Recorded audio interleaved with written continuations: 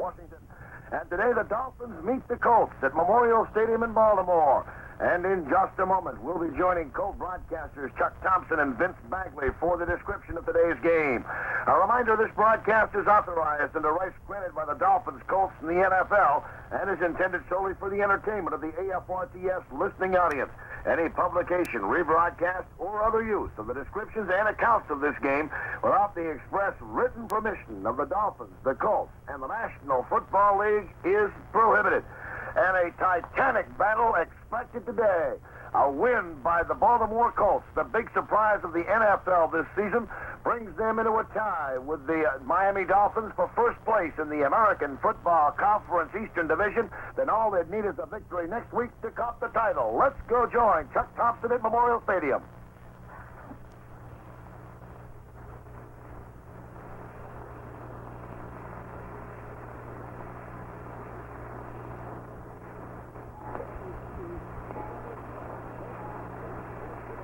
Well, at the moment, we are having technical difficulties. Hopefully, they will be straightened out in a moment or so. And they are now. Let's go join Chuck Thompson. Situation of the Baltimore Colts. Well, they're for real. They're doing a great job. Their defenses come on strong, especially their front four. They put a lot of pressure on the quarterback. Offensively, Burt Jones, he's backed up by Marty Domrys, Idell Mitchell. Their offensive line is a fine offensive line. They've got good receivers. But March Broder's done a great job with this football team. They've won 7 in a row. And for your Miami Dolphins, what's the key to winning this crucial game? Well, not to make the mistakes that we made against them in the game down there. We had a 14-0 lead, and then we made a lot of offensive errors. And then in the second half, they did a good job of controlling the ball against us. They won against us up front, and we can't let that happen again. And now, Coach Ted Marchibroda, briefly, your evaluation of this Miami club. The Miami Dolphins, Dave, are a very strong football club. They have no weaknesses whatsoever. They can beat you in so many ways, offensively, defensively, special teams, and it's going to take a total team effort for us to be able to beat them. How do you plan to beat the Dolphins this afternoon? Well, I think really that's about it. For us to win, we have to play a good football game. But I think the most important factor about it, though, Dave, is that it's in our hands that we can win by playing good football. We don't need a superhuman effort. Thanks, Ted Marchibroda and Don Shula. This is Dave Humphrey with the coaches. Now back to Chuck Thompson in the booth. Thank you very much, Dave, and thank you, Coaches Shula and Marchibroda. Vince Bagli with Chuck Thompson at Memorial Stadium in Baltimore, and along with our sizable Colt network this afternoon, Vince, we're indeed very proud and privileged to be able to broadcast to the American Forces Network all around the world. Better than 300 stations will be hearing our broadcast this afternoon. We hope that the football game will be as good as all of them want it to be. Well, Chuck, we certainly share the sentiment, and in 3 hours we will have a verdict, and for the rest of the year, maybe until next Colt season, people will be talking about it. But I can't remember. I have chills up and down my spine as I talk to you right now. I hope I settle down. Got a right solid pregame meal, ready for just a great afternoon. All of the people are back. Bill Gaddis is back, one of the great Colt rooters who goes around and hoping everybody will give him a C and an O and so forth. The big wheel, he's come on lately, but he's been a factor. He's in the upper deck, and there's not an empty seat in the building. Vince, there are so many things to be said about the resurgence and the turnaround of the Baltimore Colts of 1975, but I think we'd be remiss if we didn't say a little bit about the Baltimore Colts fans. For years, this has been one of the better pro franchises in the history of the game, and then it kind of dwindled. It more or less kind of fell apart. You could say the wheels came off the cart. But today we may be sitting on the birth of a love affair. Baltimore has again fallen in love with their Baltimore Colts, and they're now being introduced. And if you want to hear some enthusiasm and hear why this park has been called an outdoor insane asylum, just listen.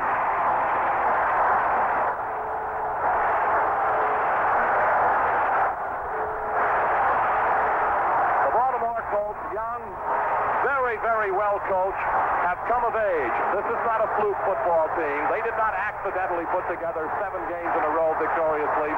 They did it by playing very good football. If there is one of the things that could hurt the Baltimore Colts today, perhaps as much as anything else, it would be the fact, Vince, that as youngsters, perhaps they might be a little bit too high. That's right. Right now, you have to concern yourself that they don't hurt each other. Right. As each grabs the introduced member as he comes to the side. And this is what it's all about. Vince Bagli, a moment ago, a solid professional broadcaster, feels exactly the way I do. It's been a few years since we've seen this happen in Baltimore, and the broadcaster who can sit up here and look at this and say he is not excited, he is not affected about it, shouldn't be sitting up here. Well, I tell you, if I have any adrenaline, it's flowing right now, Chuck, and I know you feel the same way. I certainly do. It's a privileged broadcaster to work for a good football club, and this is a good football club.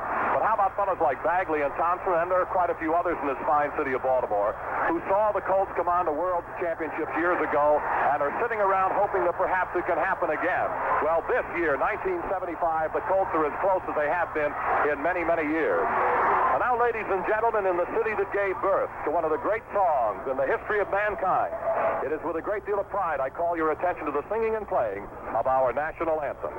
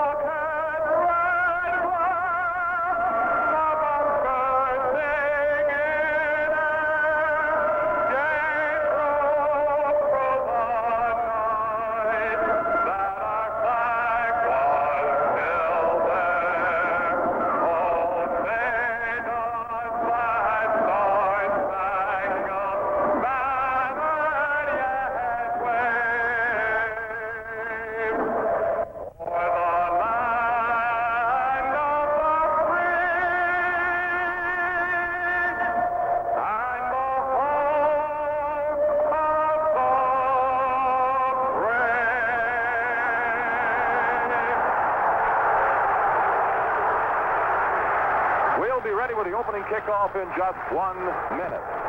Well, if the Dolphins, as we said at the moment, holding a one-game lead in the AFC, are able to take this game, they will win their 5th straight division title. The Colts, meanwhile, are riding a 7-game winning streak, and as we have told you, would move into that first-place tie with a victory, but they will be eliminated from postseason play if they lose. Baltimore will be the division champion if these two teams are tied at the end of the season. The Dolphins meet the Broncos next week, and the Colts play the Patriots. Both teams are at home. The reason being that the Colts would win is since they would have defeated the Dolphins twice in head-to-head competition. Baltimore won the first game November 23rd, 33-17, as both quarterbacks, Miami's Bob Greasy and the Colts' Burt Jones, left the game due to injuries, and backup Marty Domres led Baltimore to the victory on the ground. Miami leads the overall series 8-4. Don Strock, the third-string quarterback until Greasy and Earl Morrow were injured, led Miami to a victory over Buffalo last week, 31-21, eliminating the Bills from the playoff spot and a possibility for postseason play. Like so many young people the world over, all they ask for is a chance. Well, the Baltimore Colts football team, a young football team, all they have asked for is a chance. Today they have that chance. If they win, they can go on. If they lose, their season is over. No team can ask for any more than that. Well, they certainly earned it, Chuck. They earned it beginning with a great stretch run beginning in New York. When they defeated the New York Jets, they've won 7 in a row since then. They won the toss in the 13th meeting between these two teams. They will receive. I thought maybe, Chuck, in this kind of a 10th ball game, they'd give the ball up first of all to let Miami make a mistake, settle themselves, but that gives them possession, and they don't want that. That's exactly right. Yefremian will kick it off. Bruce Laird is down on the goal line waiting for it. Yefremian hits it pretty good. Laird up to the Baltimore. Call it the 5, and he's coming up now to the 10. Now 15, now 20. 25, on the feet, 30, 35. Penalty flag down. Laird in the clear at midfield, and it's going to be pulled down to the Dolphin 44-yard line, but a penalty flag way back back upfield at the Baltimore Colts 20-yard line, and when you see that, usually it indicates clipping on the return. And I guess that's the thing that you worry about. You worry about the emotion. Come out and hit somebody. They say as soon as you hit somebody, you're all right. Everybody feels better. The game has begun. But the blow has been delivered illegally back around the 21-yard line. And this will nullify a brilliant return by Bruce Laird, which is carried all the way to the 43 in Miami territory. And Baltimore will have to start from deep inside its own 15 at the 11. And Colts ball first down at about their own 11-yard line. The clipping penalty against the Colts on the kickoff return. Laird hurdled would-be tacklers at the 30, broke clear and was pulled down by Tim Foley at about the Miami 44. Baltimore, Jones is starting at quarterback. He's got the sore ribs, all of you know, I'm sure. Baltimore comes out of an I formation. Olds the front man, Lydell Mitchell, the deep man in the I. Double flankers to the left side, Roger Carr and Glenn Dowdy. They stay in the I, no. Now out of the I in motion, back toward his backfield. Dowdy to give to the second man, Mitchell. Hit at the line of scrimmage for absolutely no gain. Moving in was Vern Den Herter, one of the two very capable defensive ends of the Miami Dolphins, to make the tackle, and assisting on the play, the linebacker, Roan. We noticed the pluggers, which they call those linebackers, lined up, Chuck, directly behind the down lineman. Now, maybe that was just for that play, but it's tough to tell. They can stunt really off the down lineman and make it difficult for your blocking assignment. Let's see if they stack that way this time. Against the Bills, the Dolphins used a 3-man set, a 4-man set, and a 5-man set defensively. In motion through the backfield of the far sideline, Glenn Dowdy. I formation behind quarterback Jones, rolling out to his left, running with the ball. Jones is coming up to the 15 and going out of bounds. Bert Jones, I'm not sure whether the play was designed that way, but he just turned and rolled to the left and came up to about the 15-yard line, and the Colts are coming up to one of those big third-downers. He came off the weak side. I kind of think it was designed, Chuck, and yet they don't want Bert running around out there. He was running for the sideline, and the blocker upfield, Dowdy, I guess the wide man, delivered a block as if he knew what he was doing from the outset of the play, so I think they had it figured out that way. Perhaps they were just advertising a little bit. Miami, don't go to sleep. This fella can still run. Third down 5. Baltimore at their own 14. Standard pro set backfield. No man directly behind the quarterback. Dowdy wide right. Carr wide left. Take away by Jones. Hand off to Olds. Olds straight ahead up over the 15 to about the 16-yard line, and he is smothered there by a good defensive effort on the part of, again, the defensive end and Herter, and also helping on the play was Randy Crowder, the defensive tackle. So we come up to a kicking situation, 4th down, and the ball at the 17 will make it 4th down in about 3 or just a short 2, if you will. Downfield waiting to get the return is Nat Moore. He's a solo safety. The Dolphins against David Lee, the Baltimore punter, now present a 10-man front. The lone safety, Nat Moore, is about the Dolphin 48 or Miami 48 or 49-yard line. Waiting for the snap. They're going to get a rush. The snap good. Here comes the rush. It's picked up nicely. Lee gets the punt out of there. Here comes Moore up to midfield, makes the catch to 50. Laterally along into the near sideline, gets a crackback block, and down he goes at about the Baltimore 47-yard line. It looked like Bob Platt made the tackle on Nat Moore. David Lee had to hurry his kick because booming in there very quickly was Ernie Roan, and Roan was picked up at the last moment, Vince, or he might have blocked the Lee punt. Yes, indeed he was. He had good penetration and picked off by Stan White and taken out just at the last moment. Well, if there's something that Baltimore has really reason to be very, very proud of, it's their defensive unit, and they're now on field against the Miami Dolphins. Don Strock quarterbacking. Mercury Morris one setback. In motion back through the backfield goes Solomon to the far sideline. Nottingham, the other setback, a fake, and now a pass out here to Nat Moore in the flat, and Moore down to the Baltimore 42-yard line before he is taken out of bounds. A very quick out pass, and this is what we expect Don Strock to do all day long. Very quick releases, shallow drop passes, quick outs. He threw 2 touchdown passes against Buffalo last week, 1 for 8 yards and the other for 1. That got 6 yards. It was a good play. It had the strength going away from the play where the ball was ultimately thrown, and almost isolated Moore against the Colt defenders and the cornerback. Second down 3 of the Baltimore 41 on that quick out. Twilley is wide to the left side. Nat Moore splits off on the right side. Here comes Twilley in motion through the Dolphin backfield to the near sideline. Strock yanks it away, fakes, hands off to Morris. Morris swinging around his own left end, waiting to get a block, ducks outside it, cuts down the far sideline, and it goes out of bounds around Baltimore's 37-yard line. A pretty good sweep by Mercury Morris. Stan White rode him out of bounds, and the fellow who was steering him around the corner is one of the best I've seen in some time, a man by the name of Little, and that's the only small thing about him, his name. Exactly. And Merck had his hand on Little's belt. You take me where you want me, and I'll follow you. And he did a good job. Vince, they're very close to first down yardage. The ball is spotted between the Baltimore 38 and 37, and They're going to take the sticks from the near side to the far side and measure any part of the ball, and he's got that first down, and I don't know whether he picked it up or not. It's awfully close. They say no, he didn't get it. So the Dolphins show third down in inches now. The ball resting at the Colts, just inside the Colts 38. Pat Haggerty is the referee this afternoon. Al Conway, the umpire. Headlines involve Peters. Bob Beeks is the line judge. The back judge is Jim Poole, and Pat Mallette is the field judge. For those of you listening in all around the world this afternoon, the Baltimore Colts have sold more tickets to this football game than any other football game in their history in Baltimore. 310 above capacity. 60,548 are here. Miami with an I formation. And the deep man in the eye is Mercury Morris. It looks like Nottingham, the front man in the eye. Here comes Nat Moore in motion through the backfield to this near sideline. The takeaway by Strock. Give to the second man, Morris, into the hole. He goes for first down yardage to about the Baltimore 35-yard line before Fred Cook was able to pin him.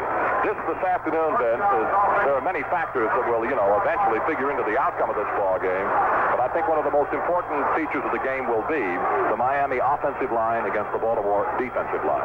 Absolutely. Miami's been given good field position by the clipping penalty, and then the fact that Miami dug in and held them. But here they are digging at the 35-yard line. And again, an I formation, fully wide to the right of it. A front man on the eye, Nottingham. Deep man, Merc Morris. Don Strock quarterbacking. He rolls back, fakes, wants to throw. Blitz coming. Gets rid of his pass and is hit while doing so. It is intercepted by Lloyd Mumford of the Baltimore Colts in the end zone. Mumford intercepted what was intended for Curly.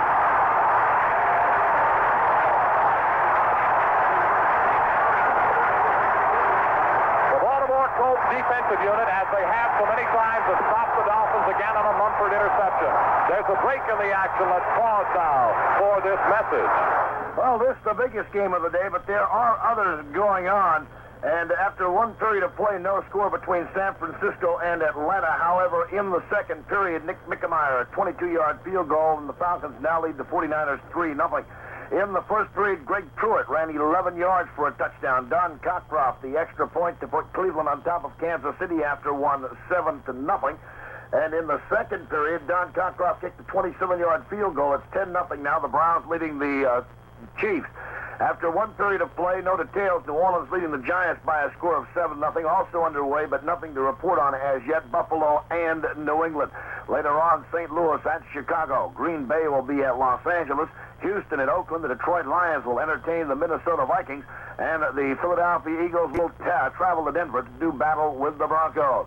But right now, the big defensive play is the Colts have done it so long, or so many times all year long, that interception by Lloyd Mumford, they now have it 1st and 10 on their own 20. Well, this afternoon's Colts-Dolphin game has a much bigger audience than the Baltimore Colts radio network. Joining us this afternoon is the American Forces Radio Network, 300 stations around the world. Our broadcast today goes to all of Europe, to Alaska, Greenland, Iceland, Japan, and the Far East. Welcome to all of the stations of the American Forces Network. First down, Baltimore 20, split backfield, no man directly behind Burt Jones, the quarterback. Double flankers wide left, Jones gives to Mitchell. Mitchell hits the right side and is able to get through for a couple of very short yards, maybe 2, perhaps 3 before he is snuffed out by, it looked like Ernie Roan, the linebacker on that side. So Mitchell's thrust to the right side carries for 3, second down and 7. The interception brought together 2 old teammates, Howard Trilley, who was a teammate of Lloyd Mumford, of course, when both were at Miami. That, incidentally, was Lloyd's 4th interception of the year, Vince, and the 24th Colt interception of the year. Second down, 7 at the 23, double flanks wide left, Dowdy and Carr. I formation, holds front man, Lydell Mitchell, the second man of the eye. And Raymond Chester, tight end on the right end, through the backfield in motion to the other side goes Glenn Dowdy. The pitch back to Mitchell, a sweep of his right end, makes a cut up to the 25, hit and held shy of that 25-yard line.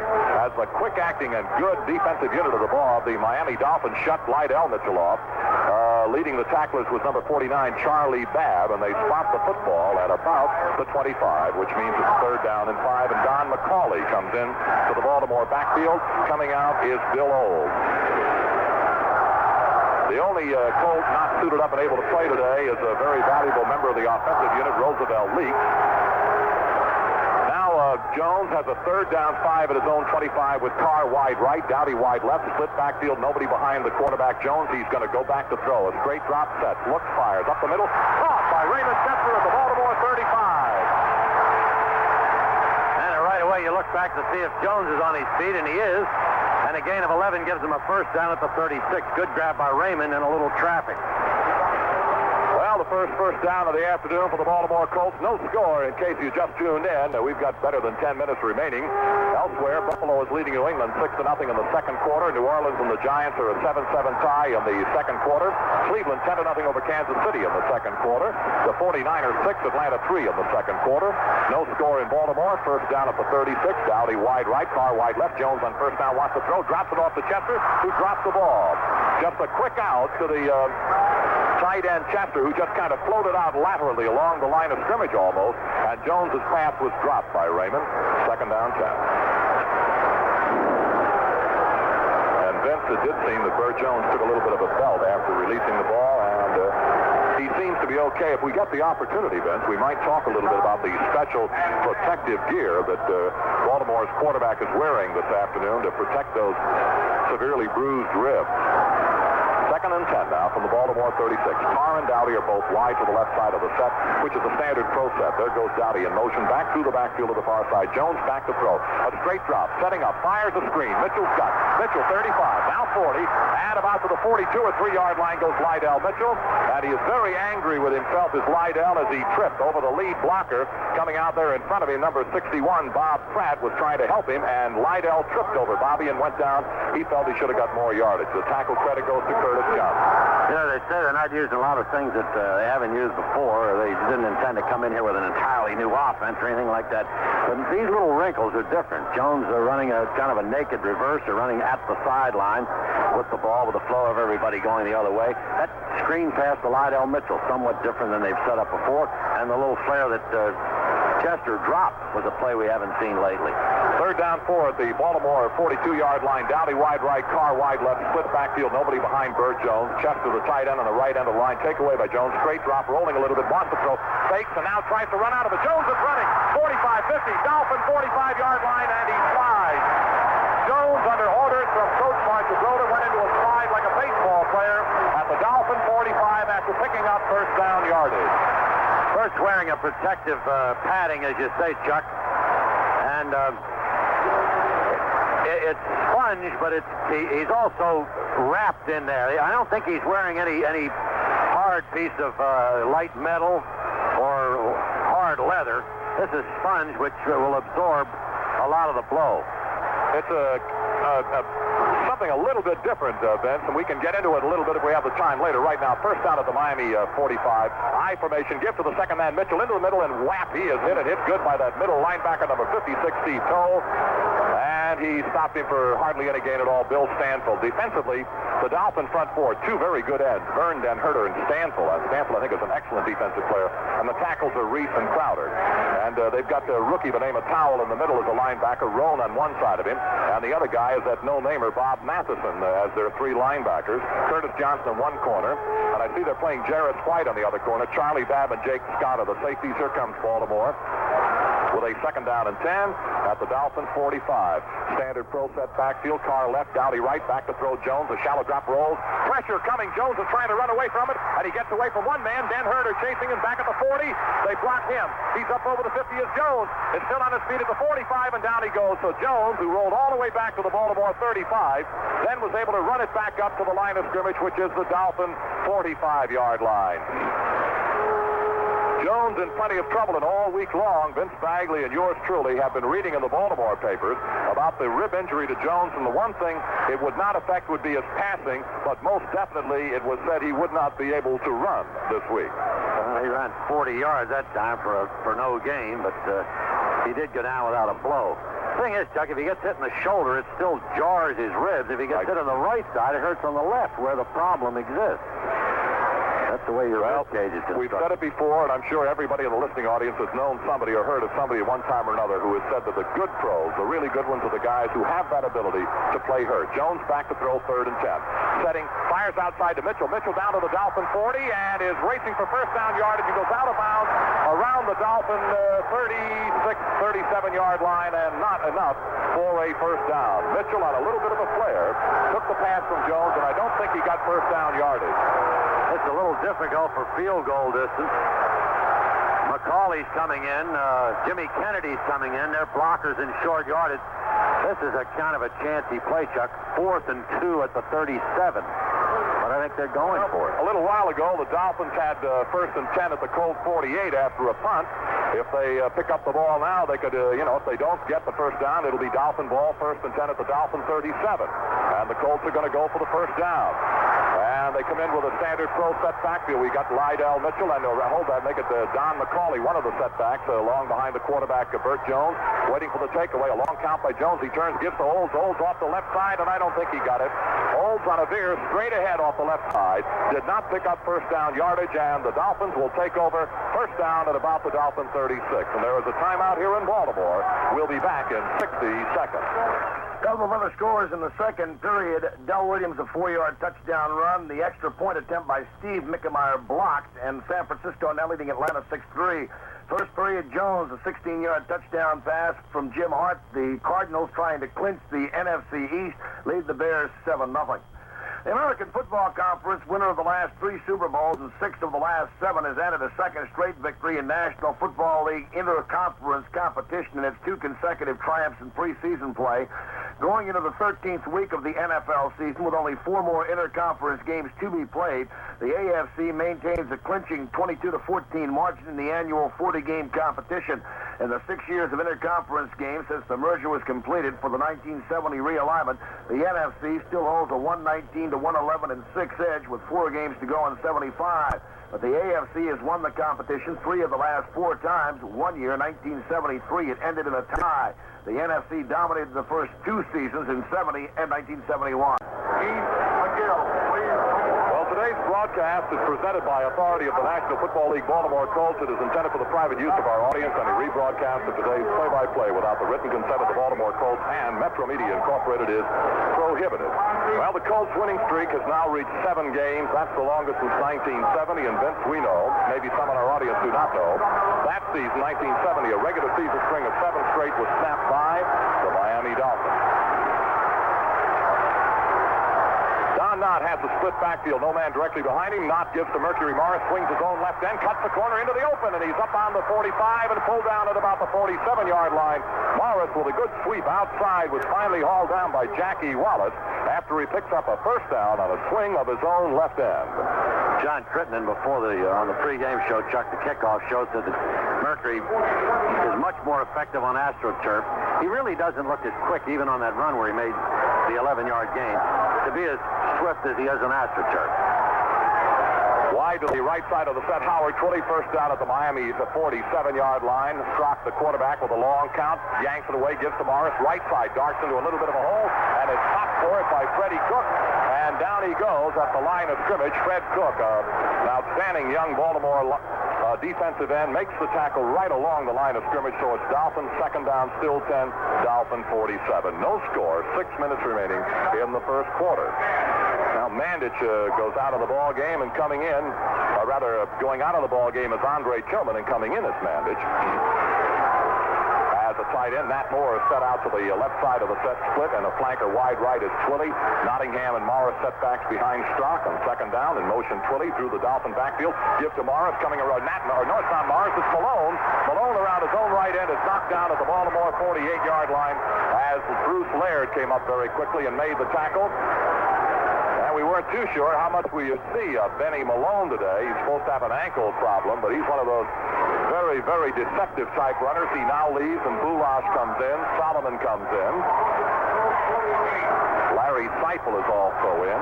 The ball resting at the Colt 48-yard line. A gain of 5. Third down and 5 for the Dolphins at the Baltimore 48. Solomon side of the set. Bulash, the lone man behind the quarterback, Don Strock. 3rd and 5 at the Baltimore 48. The takeaway by the Miami quarterback. He's still barking. A long count. Yanks it. Wants to throw. A deep fade. Sets up. Fires down the sideline. Nat Moore can't get it at about the Baltimore 31. Incomplete forward pass. And again, the Baltimore Colts did mount a little bit of pressure. It looked like John Dutton had good pressure on Don Strock, even though they did not get to him. Freddie Cook was also there. He's a straight drop. He reminded me of Van Brocklin, the way he dropped back that time. Straight back tracking, not turning, but looking at the potential receivers at all times. and the ball was not too well thrown. Larry Seipel's first punt of the day will go from my left to my right down on the Baltimore 10-yard line. Is Howard Stevens, a very fine punt returner. His company down that way is Ray Oldham and Marshall Johnson. The snap, here comes Larry Seipel's punt. He hits it high and deep and the head angling for the far sideline. Stevens lets it roll. It bounces back upfield to the Baltimore 15, where it is down by one of the Miami Dolphins, Bruce Elia. And they're going to spot it down at about the Baltimore 15-yard line. And there is a timeout here in Baltimore with a score, the Dolphins nothing and the Colts nothing. Another score at Atlanta. Alfred Jenkins has got a 20-yard touchdown pass from Steve Bartkowski, and now in the second period, the Falcons have moved back ahead of San Francisco 10-6. Getting back to interleague competition for a moment, Pittsburgh is working on a 10-game winning streak in interconference play, including Super Bowl IX, in which the Steelers defeated the Vikings 16-6. The Oakland Raiders also have a streak going against the NFC with 8 straight, starting with an October 7th, 1973 victory over the Cardinals. And unless they make the Super Bowl, they are finished with NFC competition for this season, having beating New Orleans, the Washington Redskins, and Atlanta in overtime. In the 6 years of competition between the two NFL conferences, the longest winning streak has been 11 by the Dolphins from November 15th, 1970 until they lost to the Redskins in 1974. Dallas won 10 in a row for the NFC. Houston never had beaten an NFC team, losing 11 in a row and managing only one tie until they defeated the Washington Redskins earlier this year, 13-10. 4:41 remaining in the first quarter, no score. Jones and the Colts start now from their own 14. I formation holds the front man Lydell, the second man Carr to the right, to the left side, and Dowdy the other side. They give to Lydell Mitchell in the middle. Worms his way through and hits up over that 20 to about the 22-yard line. Goes Lydell Mitchell. And for WAVA in Washington, D.C. and WCBM in Baltimore, we'll pause now for station identification. This is the Metro Media Baltimore Colts Football Network. This is the American Forces Radio and Television Service. At 790 and 1420, this is American Forces Radio. Second down and 2 for Baltimore, about at their own 22. I formation, Carr left side, Dowdy the right side. Dowdy in motion to the backfield to give to Mitchell. Into the middle he goes, hammering his way up over the 25 to about the 28-yard line. Into first down territory goes Lydell Mitchell. Steve Powell made the tackle, among others, for the Miami Dolphins. Lydell Mitchell, the first 1,000-yard gainer in the history of the Baltimore Colts. And has he come of age, Vince? Oh, my. And Mr. Pratt and Mendenhall and Collette are the last people up. So that was, Lydell, you take it up the middle, and we'll get him. And they did for a first down. The ball is spotted just a little bit ahead of the 27. First down, Baltimore. Again, the eye. This time, both Dowdy and Carr are set out wide to the left side. In motion, back toward the backfield, Dowdy. The give to the second man, Mitchell. Bumps outside up to the 30 and is fighting his way straight ahead about to the 34-yard line. Lydell faked it inside, bounced outside, and runs it up to about the Baltimore 34-yard line. A good pickup of some 7, second down and 3. Lydell says he'll take it 40 times a game if that's necessary to win it, and I think he did that once against the Jets last year. He's headed in that kind of a direction. He likes to carry the ball so much, he even takes it home with him, that's for sure. Second down and 3. The ball to the Baltimore 34. Dowdy wide to the left side of the set. Roger Carr to the right side of the I formation. Holds the front man. Mitchell the second man. Motion. Dowdy back toward the backfield. The turn. The give to Mitchell. He comes into the middle of the line and almost lost the football. And a good second effort by Lydell Mitchell recovered it. The tackle was thrown by Ernie Roan. And Lydell almost lost that football at the 35-yard line where it's third down and 2 Baltimore. They've got to get about to the 30, almost to the 38 in order to get a first down, so it's actually third down and 3. Don McCauley has gone in alongside of Lydell Mitchell in that Baltimore Colts backfield. They're in a split. No man directly behind the quarterback, waiting for the takeaway by Jones. He wants to throw on third down. A fake, another throw. It is incomplete, intending for Don McCauley. Covering on the play was the linebacker Road, who got up looking all around to make sure there weren't any penalty markers dropped. Yeah, he tackled McCauley, but I think Mack had touched the ball trying to make a diving catch, so it was a legal play, and David Lee will get the kick with a little bit of space behind him this time. Last time he kicked it from near the end zone. And And waiting downfield at about the 20-yard line, again, is Nat Moore, the Miami Dolphin returner. David Lee will do the kicking for the Baltimore Colts. And again, the Dolphins will mount a rush. 10 men on the line, waiting for that snap from center, delivered by Forrest Blue. Still waiting for the snap. There it is. David Lee's got it. Here comes the rush. He got it out of there. And again, they almost blocked it. Nat coming to the near sideline. It goes out of bounds somewhere around the Miami 32 or 3-yard line. And the Dolphins go to work now again at their 30, call it the 33, if you will. And later scores, Vince, that are coming in. The Cardinals 7, the Bears nothing in the first quarter. Atlanta, and there's a rejuvenated football team, leading the 49ers 10-6 in the second quarter. The Giants and New Orleans in a 7-7 tie at half. Kansas City and Cleveland. Cleveland 10, Kansas City nothing at the half. All ready to go. Merck Morris, Nottingham, setbacks behind Don Strock. The give goes to Morris into the middle. He's through for a good gain up to about the 38-yard line, and maybe beyond that goes Mercury Morris. Fellow who had great speed to get outside. This time ran it right down the throat and has been pulled down by the Baltimore Colts. Jim Chayunsky somewhere around the 38. Second down and 5.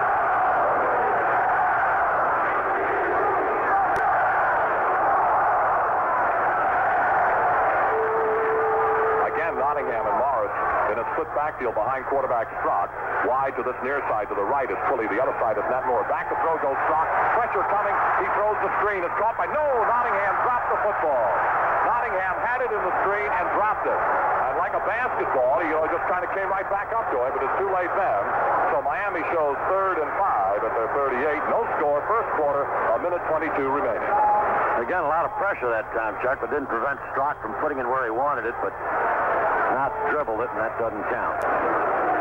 3rd and 5 for the Miami Dolphins. They'll show us some different numbers in that backfield right now. Larry Seifel has come into the ball game. Nat Moore is in there. Boulash is in there. Solomon is also in there. They go to a double wing to the Dolphins. The only man behind the quarterback is Boulash. 3rd down, 5 from their own 38 in motion. Nat Moore. The give goes to Moore on a reverse coming around the own right side. He is swept outside. Mumford misses him, and then he is down. Mumford hit him a shot and knocked him off his pins as Ray Oldham missed him. And the reverse to Nat Moore trying to swing his right end, gets the ball back to the line of scrimmage, and Dolphins will again have to punt to the Colts on a 4th and 5 at their 38. Boy, it's a dead even game so far. No score, and they've slugged it back and forth. Colts have perhaps moved a little farther, had the interception. But no score, and it seems like it ought to be that way. All ready to go. Larry Seifel will be the punter for the Miami Dolphins. Stevens waiting inside the Baltimore 20 and 25, waiting for the snap. There are also 2 other safety men back there with Baltimore. Here comes the snap, and Seifel almost had it blocked, but what a kick he hung up. Stevens is backpedaling to take it at the 18, up to the 20, outside along to the 20. No, he reverses the field, going back and fell down at the 20-yard line. Stevens tried to reverse the field and go the other way to the far sideline and fell at the Colt 20. It'll be 1st and 10 at that spot. Almost blocking the Larry Seifel punt. It looked like Dan Dickel, and he, with only an 8-man rush, they came very close to blocking Seifel's punt. Then we go to the final 27 seconds, and I think you said it all just a moment ago. It's a dead even football game. It really has been. 2 very good football teams. And they have, the defense seems to have kind of been more of a thing than offense so far. First down at the 20-yard line. I formation, old stunt man, deep man, Lydell Mitchell. Double flank, wide right, Dowdy and Carr. Here's Dowdy in motion through the backfield. Pitch out to Mitchell, trying to swing his right end. Turns the corner, gets up to the line of scrimmage, and squirts forward for 2 or 3 yards as Miami got into the flow and closed what looked like a little bit of a hole. They closed it in a big hurry, and the tackle is made by Randy Crowder and Vern Den Herder. They played it like the big ball game it is, kind of close to the vest. And the time will run out. Neither team will be benefiting by the wind here at the stadium. There's very little wind. So that's the end of the first quarter, and the score, Baltimore nothing, Miami nothing. Last summer, Terry Metcalf and Jack Buck, the host of NBC TV's Grandstand, cooperated in a youth sports program sponsored by KMOX-TV of St. Louis. For 2 months, they visited area high schools showing NFL highlight films and holding discussion groups. When asked why he thought this program was important, Metcalf said a high school student is at a stage where he's almost on his own, but not quite. It's the time in his life when he most needs a little direction. When I talked with them, I tried to relate my teen years to theirs. I tried to offer them some motivation. I talked about attitude and the desire to improve oneself. Well, Mr. Metcalf is improving himself. With 2 games left, Terry is on the verge of setting a league record for combined net yardage. He has 2,335 yards and needs 110 more to erase Mac Herron's record of 2,444 yards set for New England last year.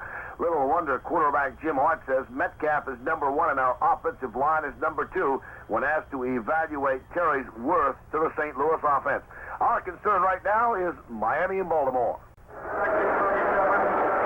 As we go to the second quarter in Memorial Stadium in Baltimore, Vince Bagli and Chuck Thompson, we have seen a score in the first quarter. Baltimore will have its second down at 8, the ball resting at their own 23. There's quite a cold flavor to this Miami football club. When you look at the head coach, Don Shula, who was a coach here in Baltimore. And then Don Dahl, the defensive coordinator. He's another former Colts coach. Schnellenberger, who coaches receivers for the Dolphins, another former Colt. Kassip, a former Baltimore Colts football player, is the offensive backfield coach. Tom Keene, a man who was the first All-Pro in the history of the Baltimore Colts franchise, coaches defensive backs. And, of course, George Young is a director of pro scouting for the Miami Dolphins. So they really have a Baltimore flavor, not to mention many players who need to be with Baltimore. I formation out of the I. Here's Jones rolling back to throw, setting up. He fires a screen to Raymond Chester. Chester with blockers for the 25, to the 30, to the 35, and out of bounds.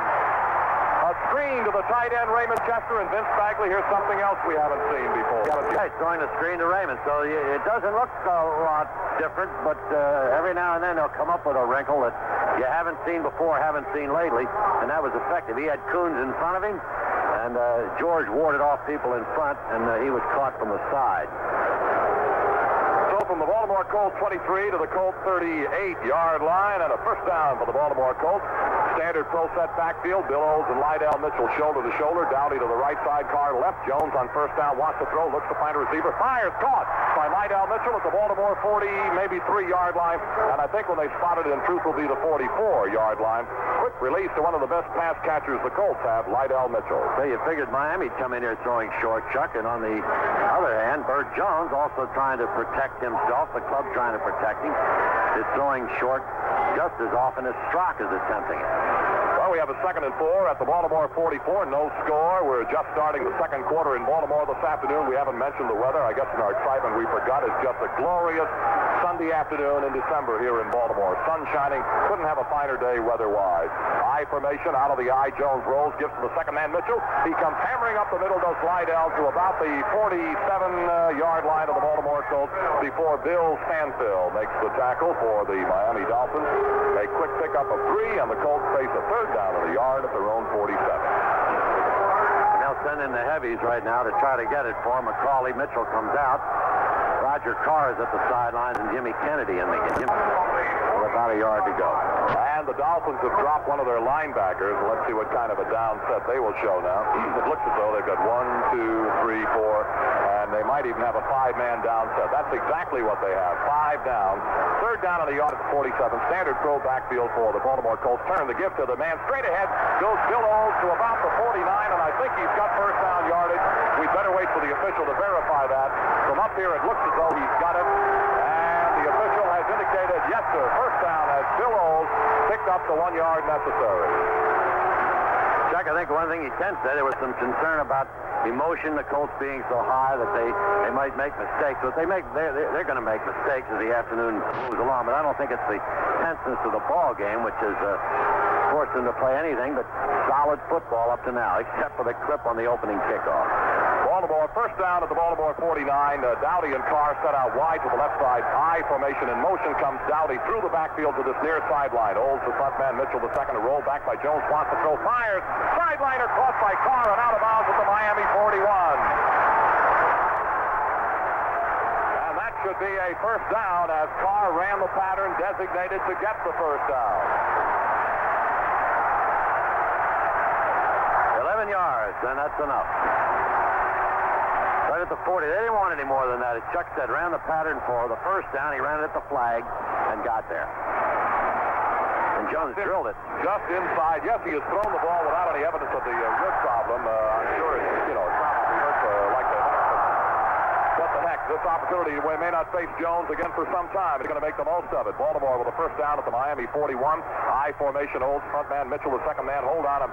Here's the give coming on a reverse to Dowdy. Dowdy makes a move down to the 40, down to the 35 of the Miami Dolphins goes Glenn Dowdy, and I thought for a moment I saw motion, but what I saw was the step that Dowdy took to start back through the backfield to get the reverse. You look at the peripheral vision, and broadcasters have to have that. I thought I saw somebody on the Miami team move, and then Dowdy made the move, but as Chuck said, laterally or backwards to get into the flow to get the handoff. The gain is to the Dolphin 35-yard line where it is second down 4. Baltimore at that spot. I formation holds the front man, Mitchell the second man. No changes there. Dowdy is in motion toward the Colts backfield. The turn, the give to the second man, Mitchell, and he is hit coming into the hole and may have picked up a yard as it looked as though that big number 74 defensive tackle Randy Crowder popped him into a pileup, and the job then was finished by the Miami Dolphins number 59, Doug Swift. They spot the ball just about at Miami's 34, a gain of a yard, 3rd and 3. You know, when you concentrate that blocking up front to blow people out directly in front of you, quick people like Swift and Matheson also on that play coming from the side. If they aren't deterred a little bit, they can get you. And that lateral pursuit, I think the coaches call it. 3rd and 3 at the Miami 34, wide to the left side, Carr to the right side, Dowdy, split backfield, nobody directly behind the quarterback. Jones back to throw. He sets up. Time, looking, now running. Jones is in trouble. Looks to find a receiver. Now starts to run, gets a block, down to the 30. Out of bounds, he goes with the Miami 25. Bill Olds turned and delivered a heck of a block that enabled Burt Jones to run for the first down. Didn't he, though? Bill Olds made the play possible. Burt himself with his arm up in the air as if he would throw the ball, threatened to throw it till he got actually past the scrimmage line and took it all the way to the 25. Or 26. Just outside the 25, Vince. We've got another one of those very competent officiating crews, Vince. Never put on the yard marker. Put it in between. Now, they put it where it should be, and if it happens to be in between, of course. All right, now both Carr and Dowdy set out to the right side and split Raymond Chester about 15 yards off the left end of the line, a split backfield behind Jones. First down, Miami 26.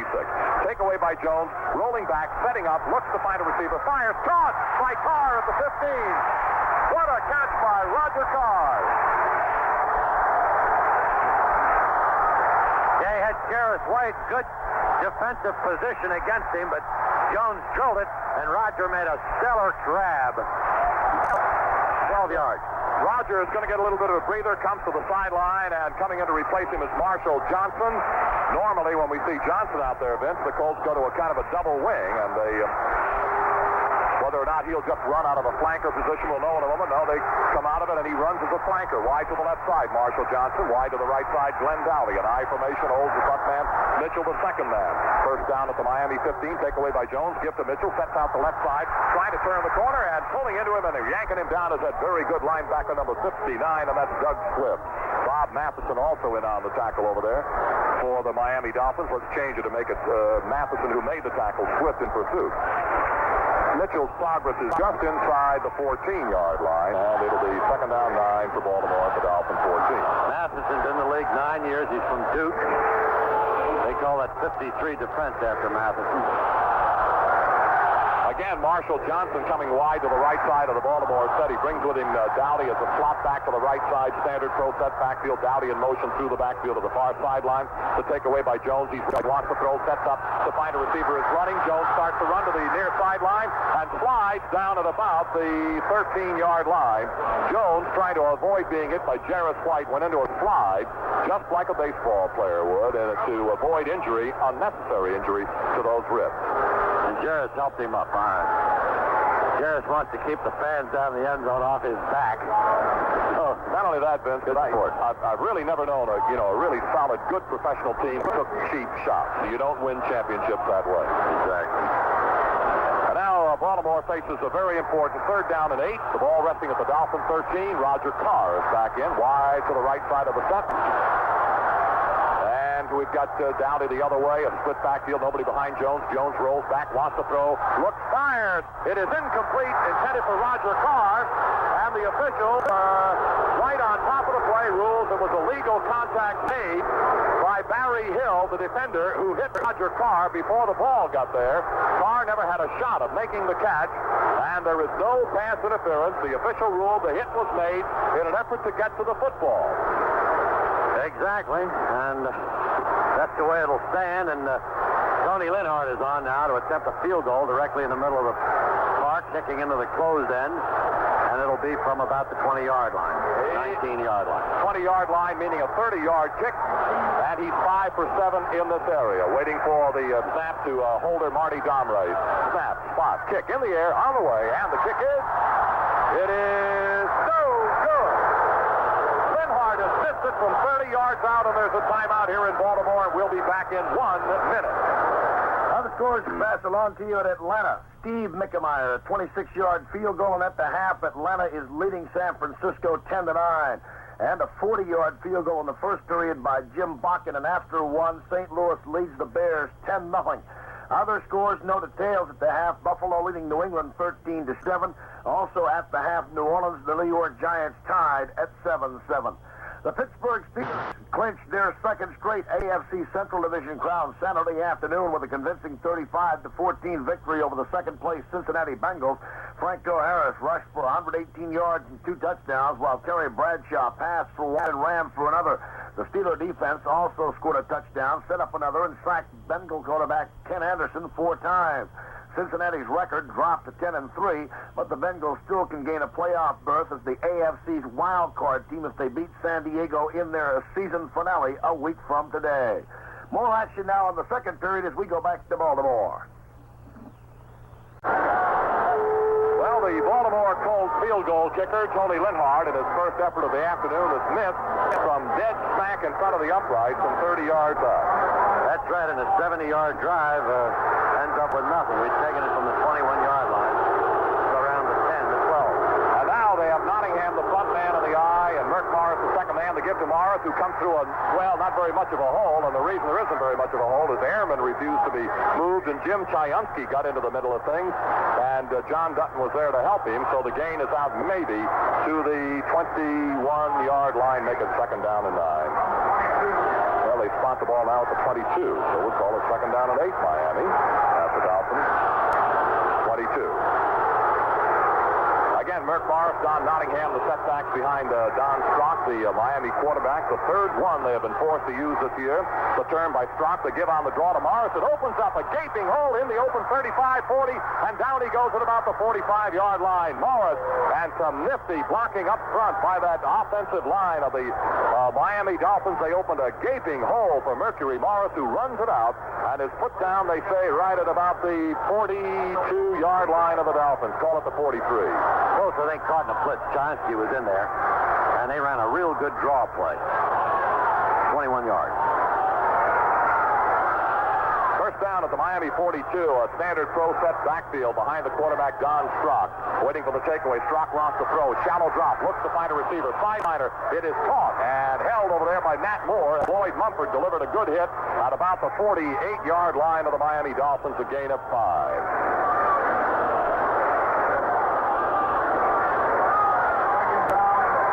Down at about 5 for the Dolphins at their own 48, no score. The only scoring opportunity was just seconds ago, and the Colts tried a field goal from 30 yards out. Linhart missed it, and the Dolphins are under a head of steam right now, coming from their own 20 to their own 48, where it's second down and 5. Fully wide to the left side of the set. Split backfield, nobody behind the quarterback, Strock, waiting for the takeaway. Strock yanks it away, gives it to Nottingham, trying to swing to the right, turn the corner, and flat. He got it, and got it good, as it looked like Freddie Cook was there to make a very good tackle of the tough-running little Don Nottingham, just out at the 48-yard line. So we'll come up to a third down and still about 5 at the Miami 48. These are the situations that Bob Greasy was so proficient. Third down when you had to throw the ball. More than likely they'll throw here, or maybe run a draw again, but Strock hasn't proven this phase of his game yet. One of the things Greasy could do in this kind of a situation was that staggered and stuttered cadence count that would really, really help. And now as Miami comes on the ball, Langer, the setter, says, hold on a minute. The general says, I'd like to have a clean football if you don't mind, and they're going to bring it in for him. Meantime, we've got Larry Feifel in there as a running back for the Dolphins alongside of Boulash. Both of these are very good pass catchers. Twilly is wide to the left side of the set. Matt Moore wide to the right side. 3rd down and 5 at the Miami 48, a passing down. Waiting for the takeaway by Whoops. There's movement in the Miami line. Back to throw Stock, and Joe Ehrman wraps him up back there.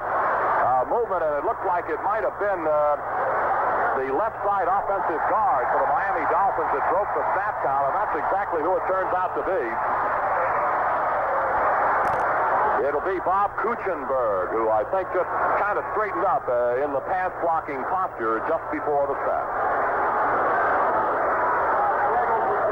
So there's a 5-yard walk-off back about to the 43-yard line, and it is a 3rd down and 10.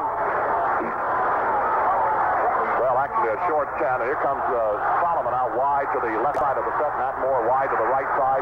Split backfield. Boulash and Feifel are split behind the quarterback. Strock, 3rd down and 10. A long count by Strock. Still counting. Takeaway. Straight. Wants to throw. Fires down the middle. Incomplete. It was thrown behind. Behind the would-be receiver, number 89, Matt Moore. The ball may have stayed or it may have been poorly thrown. I'm not in a position to say. So Baltimore perhaps taking over a little bit of the momentum of the game in a scoreless game. If you had to give a decision, if this were a fight, Baltimore might be ahead on points, but they're not ahead on points on the scoreboard.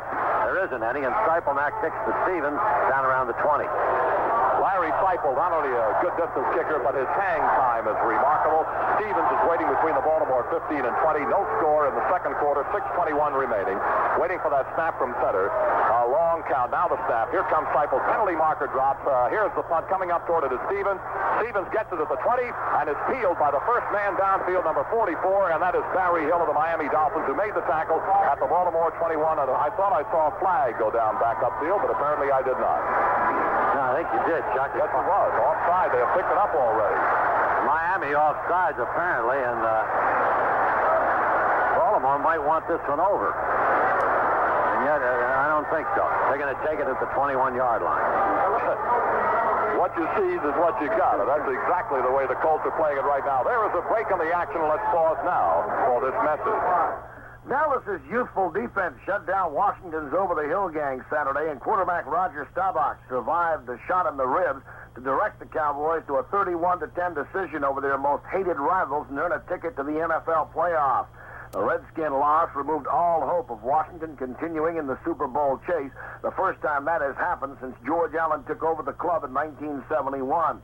Staubach, who has a history of bad performances against the rival Redskins, completed only 2 of 10 passes in the opening half. But after suffering a blow that almost put him out of the game late in the first half, came back to direct 2 long scoring drives in the second half to put the game out of reach. The Cowboy defense, meanwhile, was throttling one Redskin effort after another, and finally sent Washington quarterback Billy Kilmer to the bench with an injured right shoulder early in the final period.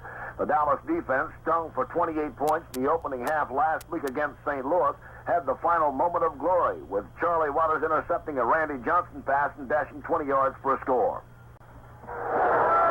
Scoreless game, 6:14 to go in the second period. Don't forget the locker room report after the game. We'll announce the outstanding Colts defensively and offensive players of the game, and both Colts received gift certificates from Hamburg. You're going to... All right, Vince, double flankers to the left side at the moment. Carr is set out there, and in the slot left is Dowdy. Split backfield, nobody behind the quarterback, Jones, and here's the turn, the gift to Mitchell. Mitchell comes on a slant straight ahead to about the 24-yard line, where that real good Miami defense, led this time by defensive end Bill Stanfill, stand him up just about at the 25-yard line. A gain of 4, second down and 6. Time remaining better than 5 minutes, 5:57 remaining in the first half. The Miami Dolphins nothing, the Baltimore Colts nothing. It's been, kind of a tough football game, and the offensive units have been dominated by the defensive units so far today. High formation by Baltimore. Front man Olds, deep man Lydell Mitchell. Takeaway by Jones. Give to the second man. Mitchell get hit coming into the hole, and he is able to get forward another yard, maybe to the 26-yard line. Hanging all over him is linebacker Toll, the middle man. And Bob Matheson was also in there on the tackle. They spot it just about at the Baltimore 26. Third down and 5. Matheson's been tough, hasn't he?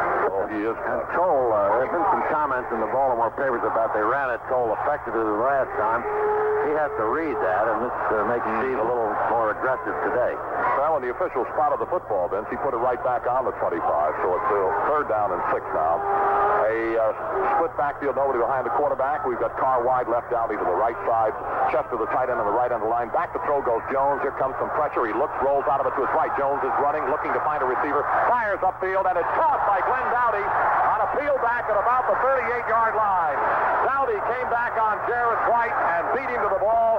When your quarterback is in trouble, go back home and help him.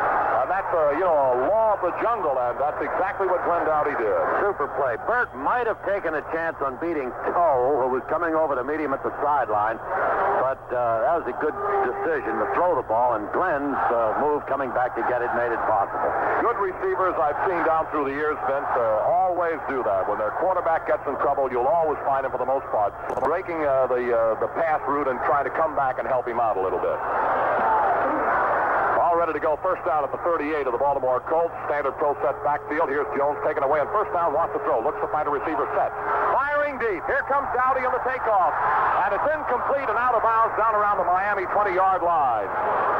Dowdy had his man by a couple of steps. Jones threw the ball the way it should have been thrown. More to the sideline than into the playing area, and it carried out of bounds.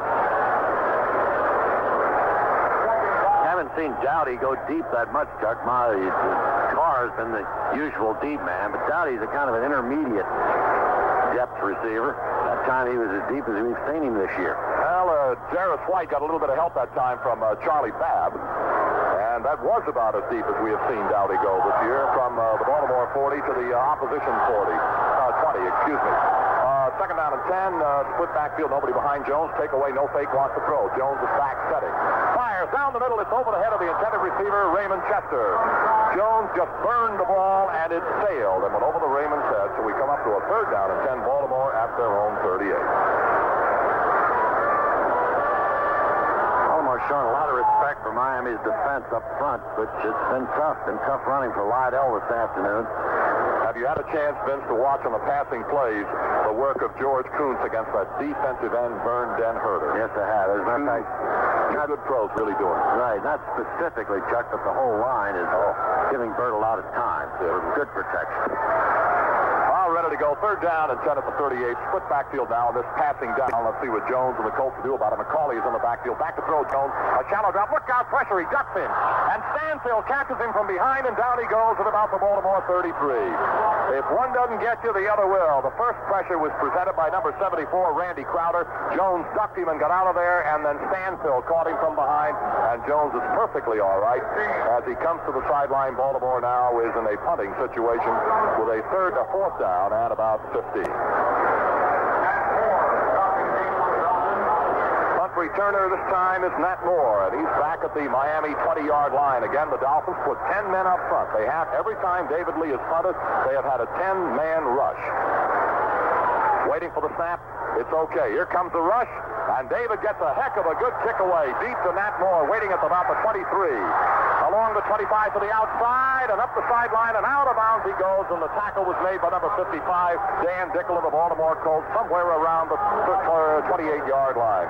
Timeout here in Baltimore with a score. The Colts, nothing. The Dolphins, nothing. Sophomore running back Larry Collins scored 2 touchdowns as Texas A&I University defeated Salem College of West Virginia 37-0 in the 20th annual NAIA Championship Bowl. The victory in Gainesville, Texas was the 26th consecutive win for the Javelinas and gave them their 5th NAIA crown. Texas A&I finished with an unblemished 12-0 mark, while Salem fell to 11-1 on the season. The Javelinas scored 3 times in the opening half against the usually tough defense of the Tigers. In 11 games, Salem had allowed only a total of 19 points in the first half. Meanwhile, at Sacramento, California, Northern Michigan running back Randy Ari ran 68 yards for a touchdown on the first play from the scrimmage of the second half Saturday, giving the Wildcats a 16-14 victory over Western Kentucky in the NCAA Division II championship in the Camellia Bowl. Ari, who carried 11 carries for 111 yards, took the handoff from quarterback Steve Mariucci and appeared tackled at the line of scrimmage, but he broke through and ran unhampered into the end zone. Well, Don Strock jumps into the offensive huddle of the Miami Dolphins, who go to work from their own 28-yard line. First down, about 3:20 remaining in the first half. That has been absolutely zilch insofar as the scoreboard is concerned. Fully wide to the left side. Standard pro set backfield. Merck Morris and Don Nottingham behind Strock, waiting for the take. Here's Twilly in motion through the backfield. The turn, the give goes to Nottingham. He comes off the left side and hammers his way up over the 35 to about the 36-yard line, where Jim Chiansky makes the tackle for the Baltimore Colts. For WEMD in Easton, Maryland, and all of our network stations, we'll pause now for station identification. This is the Metro Media Baltimore Colts Football Network. This is the American Forces Radio and Television Service. Morris and Nottingham setbacks on a second down and 2 at the Miami 36. Takeaway by Strock. Give to Nottingham off the right side. He hammers his way up over the 40 to the Miami 45-yard line. Just power running, straight veers right and left by Nottingham. That's picked up a first down for the Dolphins at their own 46. 8 yards and 2 on the first down and 10 on that one. And the Miami offensive line blowing the Colts out at this stage. Absolutely right. Matt Moore wide to the right side. To the left side is Howard Quilley. First down at the Miami 46.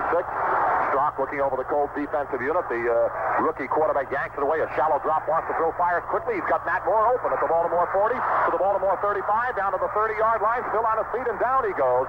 At about the 30-yard line, the tackle made by Jackie Wallace. Matt Moore on a very quick in pattern made a good catch and an equally fine run. Miami first down at the Baltimore 30. There's the 2-minute warning with a score. The Colts nothing and Miami nothing. We'll be back in 60 seconds. Julian Corner of Lake Worth, Florida, shot a 200-point 70 Saturday to take a one-shot lead over Judy Rankin and Jane Blaylock in a wind-blown first round of the 36-hole Colgate Triple Crown of Golf in Palm Springs, California. Mrs. Connor had 3 birdies and a single bogey for her total of that 70 over a 6,511-yard Mission Hills Country Club course, the site of the Dinosaur Winners Circle LPGA event held annually in April. Sandra Palmer, who captured this year's Dinosaur Classic, and Joanna Worsham had 72s, while Pat Bradley, winner of the Colgate Far East event at Melbourne, Australia last weekend, was tied at 76 with Carol Mann and Joyce Kazmierski. Japan's Cheiko Higuchi was dead last in the field of 9 ladies. She had a 77. The Phoenix Roadrunners of the National Hockey League announced Saturday they have traded winger Peter McAmey to the San Diego Mariners for forward Dave Walter in a straight player transaction. With 2 minutes remaining, first half, by far the deepest Miami penetration of the day. First down, Baltimore 30-yard line. And here come the Dolphins, and that Colts defense is really hard pressed now to get the job done. Morris and Nottingham setbacks behind Strock, waiting for the Miami quarterback takeaway. Fakes hands off to Morris, swinging around his own right hand, makes the cut, and gets hit by Tom McLeod, and down he goes at about the 33-yard line. McLeod, the Colt linebacker, did a very good job penetrating, and then, as he always does, a one-on-one tackle for a loss of 3. He might be the best on the club at that stage. Got one-on-one tackling. The Miami club threatening, as you said, the deepest they've been. Baltimore doesn't have the benefit of its crowd to help them in the open end. It's much more penetrating, the noise, when you get in the closed end. Again, Morris and Nottingham in a split backfield. Nobody directly behind the quarterback. 2nd and 13 at the Baltimore 33 right now, waiting for Strock's takeaway. He yanks without a foul. An inside handoff to Nottingham. Cuts the middle and fell down coming across the 30 and managed to pull his way to about the 28-yard line. Stan White held him there. Nottingham seemed to trip and pitch forward and is spotted. The ball is spotted just about at the 29. Jim Chiansky made the tackle. Miami takes 3rd and 9. Timeout. That's the first they've taken with 1:08 to go. Strock, I wouldn't imagine, is quite as proficient at using the clock as Greasy, who's one of the best in that business. Well, one of the things that we asked ourselves before today's ball game was whether or not the Baltimore Colts defensive front four that leads the National Football League in sacks with 55 would be able to make their presence felt against this rookie quarterback, Don Strock. Well, the answer is a very definite no. They have not yet been able to penetrate. The offensive unit of the Miami Dolphins, the offensive line, has more than contained the rush of the Baltimore Colts front four. They have, right, Chuck. Mostly he's been throwing short. The one time he threw long, it was picked off by Lloyd Mumford, so we did get some pressure that time, but they haven't been close to a sack. And the 6 or 7 times that he has thrown the ball. Seven attempts and 3 completions and no sacks. When play is resumed, we've got a third down and about 9. The ball resting, well, they put the ball down at the 28-yard line, so it's third down and 8. And the ball at the Baltimore Colts 28-yard line. And we've got Ray Oldham on field. Middle linebacker Chayunsky is off. 5 defensive backs are on field. They come out into a passing formation, a double wing. The only man behind the quarterback, Bulash, waiting for Strock's takeaway from Miami. He's got, rolls back, wants to throw. Flag dropped on the play, rolling to the right. Strock looking, now firing into the end zone. That ball is there, and it is an incomplete pass. He is out of the end zone. They rule he is out of the end zone, but he caught the ball, and a penalty flag has also been dropped, and we'll see what this is all about. Chuck, that was a rather superb catch by Moore. Unfortunately out. I thought he had gotten his hands down, but Miami was illegally in motion prior to the snap, so he can't feel too bad about that. And he's practiced the dragging of the feet, as Mr. Moore, and he made an excellent grab. But the official right down there on the end line, just, right on top of the play, perfectly positioned, said, no catch, you're out. And the Colts decline the penalty, and it brings up 4th down and 8 from the 28, and let's see who's on field for it. It'll Yepremian. Garrow is on to try it. It'll be kicked from the 35, which means it's a 45-yard effort, and he is excellent, just excellent from these distances. Waiting for the snap, rifle to holder, spot, kick in the air on the way, and let's see whether it's good or not. No, it looks like he missed it. It came out wide to the left. The throw from the 45-yard field goal effort by Yepremian is wide to the left side of the upright. And these two good football teams, Vince, just keep hammering away without a score with only 55 seconds left in the half. Each has missed the opportunity to field goal. This is more difficult than certainly Linhart's was. Baltimore gets the ball at the 28-yard line. John Crittenden told me before the game, Chuck, that Garrow psyched himself up. He doesn't like dirt fields off which to kick. But I'll tell you the truth, the field out there doesn't have much grass on it, so he didn't stub his foot going through it. He just missed it wide to the left. Well, he's been very, very good, but a 45-yard effort is, kind of difficult. First down, Baltimore at the 28-yard line of the Baltimore Colts. Back to throw goes Burt Jones, and first down plenty of time. Going for broke. Here comes Glenn Dowdy. Incomplete at the Miami 20. Oh, what a bomb from Burt Jones to the intended receiver, Glenn Dowdy, and believe me, it was overthrown. Overthrown. Had to throw it 70 yards because it was somewhat diagonally from the middle of the field to the sideline, and it was overthrown 70 yards. So Glenn just couldn't get there. Roger Carr was streaking down the other side, Chuck, and he wasn't just running out there to keep somebody occupied. He might have been a receiver. As the Seabeers would say, he was down, southbound and down. He really was. He was flying. All right, wide to the right goes Dowdy. The other side goes Roger Carr. Split backfield, second down, 10 at the 28. Jones again wants to put it in the air. A straight drop, set, pressure. And down he goes at the 15-yard line. And breaking through was Bob Matheson, the linebacker, and he pulled Jones off his feet at the Colts 15-yard line. And let's see where the official's going to stop the ball. They say the 16-yard line. The Colts offensively, Vince, have rushed for 71 yards and passed for 82, a total of 153 yards. The Dolphins in the first half, 36 yards passing, 68 yards rushing, a total of 104. And with 43 seconds of the clock ticking out and third down and very, very long, I wouldn't be surprised if they just sit on it here. Well, of course, Miami can take a timeout and force them to punt. Right. If they don't make it on this down. Third down, about 22 at the Baltimore 16. Dowdy to the right side of the set, Carr to the left side of the set, waiting for Jones to take away from quarterback Mendenhall. He's got it. A straight drop, wants to throw. Set, rolls to his right, fires, penalty marker. As McCauley catches the screen at the 20, down to the 25, and then he is pulled off his feet at the 27, and a penalty flag has been dropped back downfield at the 10-yard line. Ernie Roan makes the stopping tackle. And we got the preliminary sign, but I missed it. I think, I don't know whether it was holding or what it was. I just missed the sign. You know what could happen here. Now, Now we have 13 seconds to go. Miami takes the penalty. Baltimore will get the down over, so I guess they could run out the clock. However, with another timeout left, Miami could stop the clock, force a punt, and we could see a fair catch up here around midfield, and Yepremian try one of those free kick field goals. So but I think that's all academic because I don't think the penalty was against the Colts. Yes, it was. It was holding, and Miami declined it. Right. It's now a 4th down for the Baltimore Colts, and the ball resting at the Colts 27. It's about 4th down 11 at the Baltimore 27. David Lee is on the front, and this will be a 10-man rush again from Miami. Nat Moore is waiting at the Miami 25-yard line, waiting for the snap from center from Forest Blue. Still waiting, still waiting. There's the snap. Perfect. Here comes the kick. They've got 2 men in, and they block it. They block it, and it's going to be caught and batted upfield by one of the Baltimore Colts. And they roll it and let it roll to the Miami 46, and then they down it. Now they're calling the penalty flag is dropped. I'll tell you, Chuck, they're going to get a field goal shot, I believe, with 3 seconds. It has to be a penalty against the Colts. Stan White batted the ball as it was. The kick was partially blocked, but it continued upfield past the scrimmage line. Illegally batting the football, and, White tried to make it look as though he fumbled the ball, and his play acting was not. But Vern Denherter blocked the punt for the Miami Dolphins. And the penalty flags are dropped along the 32. With 3 seconds left, Miami is definitely going to get. Well, let's see. Will they take it as it is? No, they can't. We'll wait and see where they spot that football. It's right now resting along the 32-yard line. Yepremian is on field. Shula is hollering from the sideline. 3 seconds on the stadium clock.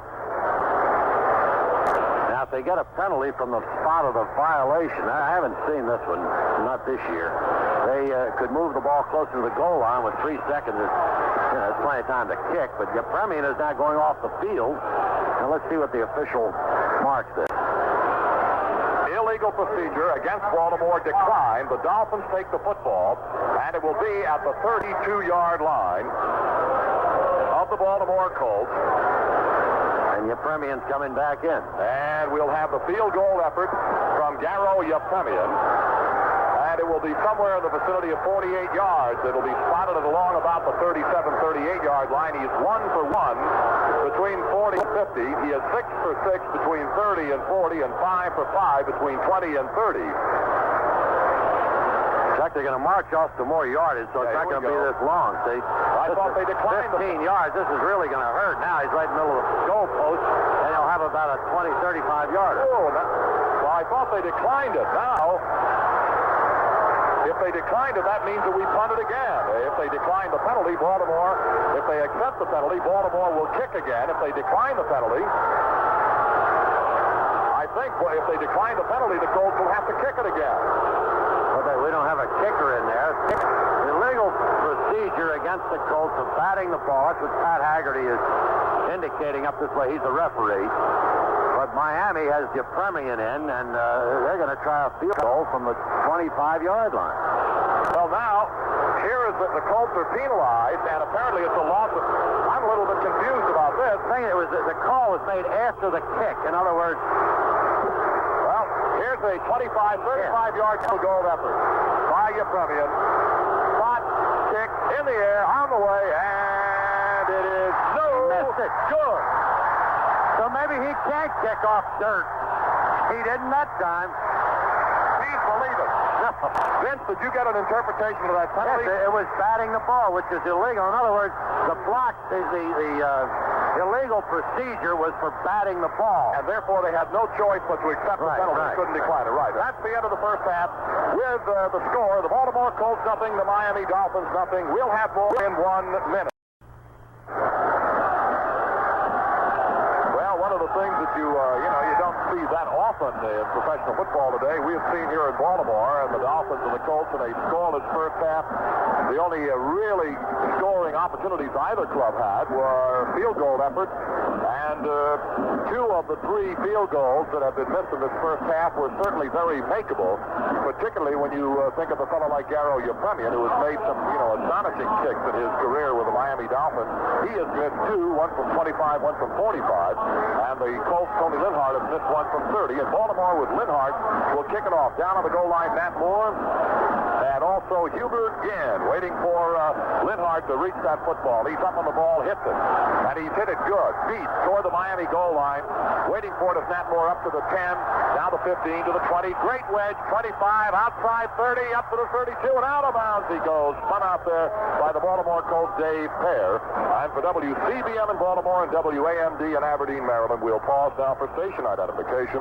This is the Metro Media Baltimore Colts Football Network. This is the American Forces Radio and Television Service. SCN to their zone.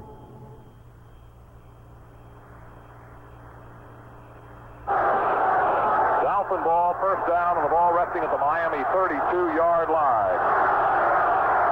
Strock is again quarterbacking the turn. The give goes to Morris into the middle. He knifes his way straight ahead up over the 35 to about the 37-yard line. And just good, sheer, straight-ahead power from the Miami Dolphins before John Dutton is able to pull him down somewhere around the 37. Mercury Morris, one of the more celebrated outside runners in the National Football League, doing a good bit of running right down the middle here against the Baltimore Colts. The second down and 5. The Dolphins have done this with alarming regularity today. At a first and 10, run it and come up second and 5 as they are right now. Nottingham and Morris set back behind the quarterback, Don Strock. In motion, Twilley. The give goes to Nottingham. Coming outside, shakes off one tackler and gets stacked up at about the 40-yard line, maybe the 41-yard line. Bruce Laird, among other guys like Stan White in there on the hit. Also Nelson Muncie over there. They spotted just over the 40-yard line. Third down and a very short 2 for Miami at that spot. Twilley out, and the tight end comes in to replace him, the blocker. And as Chuck said, they've tried to make 5 or better on first, and they've done it a lot. They're getting some pressure off Strock, forcing him not to throw very much. Nottingham and Morris shoulder to shoulder in a standard throw set. Matt Moore shifts over to a wing on the right side of this Miami set. 3rd and 2 at the Miami 40 to Nottingham straight ahead. He's got the first down, battling his way forward to the Miami 44-yard line. Nottingham feels through a pretty good hole and is pulled down by John Dutton at the Miami 44 where it's first down. I don't think Strock's thrown on first, Chuck. Comes up in the middle of the field. He did on first, I think, when we had the interception. Miami had penetrated to the 35, but since then they've run the ball inside the tackles mostly on first down. Twilley is set out wide to the left side of the Miami set. Moore the other way, waiting for Don Strock to get that snap from Langer. Yanks it away. A shallow drop, wants to throw, fires outside. It is caught by Nat Moore, and down he goes with Mumford making the tackle at the Miami 48-yard line. And I'll tell you, there was a little feeling in there with Mumford and Moore. In front of the Miami bench where he used to sit, Frank. He's happy to be here. Speaking of Nat Moore, let's take a look at the pass receiving. He caught 3 for 36 in the first half, the only Dolphin to catch any passes in the first half. Chester, Mitchell, Carr, Dowdy, and McCauley all caught him for the Colts. No score in the third quarter. Early moment Strock gives to Morris. A left-hand sweep. He turns the corner and is hit at about the 50, falling forward to the Baltimore 49-yard line. It looks like Stan White, among others, along with Bruce Laird and the big guy John Dutton. And Morris has now come up to about the Baltimore 49-yard line. A gain of 3, 3rd and 3.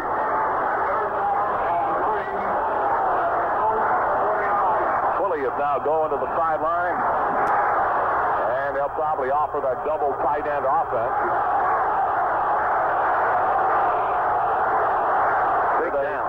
Third down, about 3. Nottingham and Morris, the setbacks behind quarterback Don Strock. Waiting for the takeaway. He fakes, hands off, wants to throw. A deep drop, set. Firing deep, all alone, and he can't get it as Mumford broken up. Nat Moore was all alone, and Mumford came up and made a very good defensive play to stop the Dolphins on 3rd and 3. Super play, Chuck. Hit him at just the right time. It was the same kind of play that Miami's number 41, Jarris White, had made against Carr at the other end of the field. Perfect timing. Forcing a punt. And Seifel is on to punt, waiting at the 10-yard line. Howard Stevens, shallow safeties along the 25. Ray Oldham and Marshall Johnson waiting for the snap for the Miami Dolphins. All ready to go. There's the snap. It's okay. Here comes the punt. Seifel hits it. Not as good. He almost missed this one. It's going to hit on the Baltimore 20. Bouncing around. It's down by the Miami Dolphins at about the 16, 15-yard line by Barry Hill. They walk it back out to nearer the 18. When they put the ball down, we'll let you know where it is. It's right in the middle of a couple of miles. That's where it always turns up. Exactly. First down at the Baltimore 18. No score in Baltimore, the Dolphins and the Colts. The Dolphins, the established championship caliber football team, playing against almost superhuman odds this year with one injury after another, are right where they have been year after year. The Colts are trying to get there for the first time, and they have not been able to move it too well against Baltimore, against Miami so far. The gift to Mitchell, right side, no hole. It doesn't open. He has hit at the line of scrimmage and stopped cold. Bob Matheson, the linebacker, knifing in. Ben Herder is underneath the pile. Let's see who the last man up. It's going to be that number 56, Steve Toll. They mark it at the 19. Second down, 9. Baltimore after 19. Look at these Cleveland Browns rolling up over. You talk about a club that's had injury problems. Kansas City on the short end of a 33-0 score in the fourth quarter with Cleveland leading. Second and 9. Double flanks, wide right side. Dowdy and Carr take away. Jones fakes, rolls back to throw, looks to find a receiver. Now drops it off to Bill Olds at the 20 to the 25. Outside, on his feet at the 30, and up he goes to about the 33-yard line. A fine catch by Bill Olds and a better run. First down Baltimore at their own 33 or 4. Jarrett White knocked him out. And when Lydell isn't running the ball or catching it, he's blocking as he did on that play to help Bill Olds gain the extra yardage for the first down. They have spotted the ball at the Colt 33-yard line. 14 yards. Dowdy wheels out of the huddle, coming off to the right side. Now there's some confusion. Here goes Carr out to the left side of the set, Dowdy to the right side. And we've got Bill Olds and Lydell Mitchell shoulder to shoulder in a standard throw set. First down at the 33. Takeaway by Jones, no fake, wants to throw a shallow drop, quick pass, caught. Dowdy dropped it after he caught the ball. They're fighting for possession, and it's going to be ruled dead. It is not going to be a caught pass, a completed pass. It will be an incompleted pass. Dowdy had it just for a split second, and the hit knocked him free of the football. Cole made a hit. Was it a hit? Oh, my. Cole hit him, and Cole hurts more than Dowdy. If a fellow's gait will tell you anything. Well, as Dowdy is the first guy to tell you, Vince, nobody ever told you it was going to be easy. Second down and 10 at the 33. Baltimore, nothing. Miami, nothing. We're in the third quarter. 10:52 remaining. A great day for a football game on the biggest crowd ever in Memorial Stadium's history to see a football game. 60,548. They oversold by 310. Formation on second down in motion. Dowdy toward the backfield. Pitch out to Mitchell, sweeping to left side. Makes the cut, and Mitchell has hit it. Hit good by Towell, the middle linebacker, at about the 34-yard line of the Baltimore Colts. And there's a Colt very slow to get up again. And we are taking a look to figure out who it is. It's Bill Lydell. No, it's Glenn Dowdy. Excuse me. Glenn Dowdy slowly getting up. The gain is to the 34-yard line, where it is third down and 9. The Colts defense or offensive unit just not able to handle the defensive unit of the Miami Dolphins, and the same thing is true of Miami. They have not yet been able to handle the Colts defensive unit. So defense has been the name of the game. It comes as no surprise in a scoreless ball game. Third and 9 from the 34. Carr left, Dowdy right. Takeaway by Jones, straight drop, looking, now sets, now rolls out of it, looking again, he ducks back in the pocket, bounces to his right, is being chased, and Jones fires desperately upfield. It's going to be incomplete. Jones is having a lot of trouble picking up his receivers, and the reason he is the very fine defensive play of the deep four of the Miami Dolphins. Yeah, he's getting good pressure, but the fellas in the deep people defending playing excellent football. So we have to kick it, and they blocked it the last time Lee wanted. We're close a few other times. And for the first time today, Vince, They do not mount a 10-man rush. They have a return on to the Dolphins. Nat Moore in the middle of the triumvirate of safety men. Jake Scott on the near sideline. Charlie Babb on the far sideline, waiting for the snap to David Lee. Perfect. Now the punt. He takes his time, hits it end over end. Here comes Nat Moore up to the Dolphin 28. Fumbled it, fighting for possession. He's got it. Bounces clear. Forward to the 30, to the 35, and out of bounds goes Nat Moore. And helping Holding him up is Dan White, who was over there along with Matt to help knock him out of bounds. Moore a little slow getting up. He's all right, Stan said. Everything's okay, kid. And there's a Baltimore Colt down on the field. And there is a break in the action, and we'll pause now for this message. A record 4 players were chosen from the Oklahoma Sooners for the All-America team named by the Walter Camp Foundation. That's the football foundation. Sooners placed 3 defensive stalwarts on the 24-man squad. They're end Jimbo Elrod, plus Leroy and Dewey Solomon. Offensive guard Terry Webb also was selected to the team. Of the 17 universities represented, only 4 other schools, Ohio State, Penn State, California, and Texas A&M, had more than 1 player chosen. The top-ranked Buckeyes placed 2-time Heisman Trophy winner Archie Griffin and defensive back Tim Fox on the squad. Linebacker Greg Buttle and kicker Chris Barr were chosen from the 8th-ranked Nittany Lions. Meanwhile, running back Chuck Muncie and wide receiver Steve Rivera were selected from 16th-ranked California, and the 6th-ranked Aggies were represented by linebacker Ed Simonini and defensive back Pat Thomas.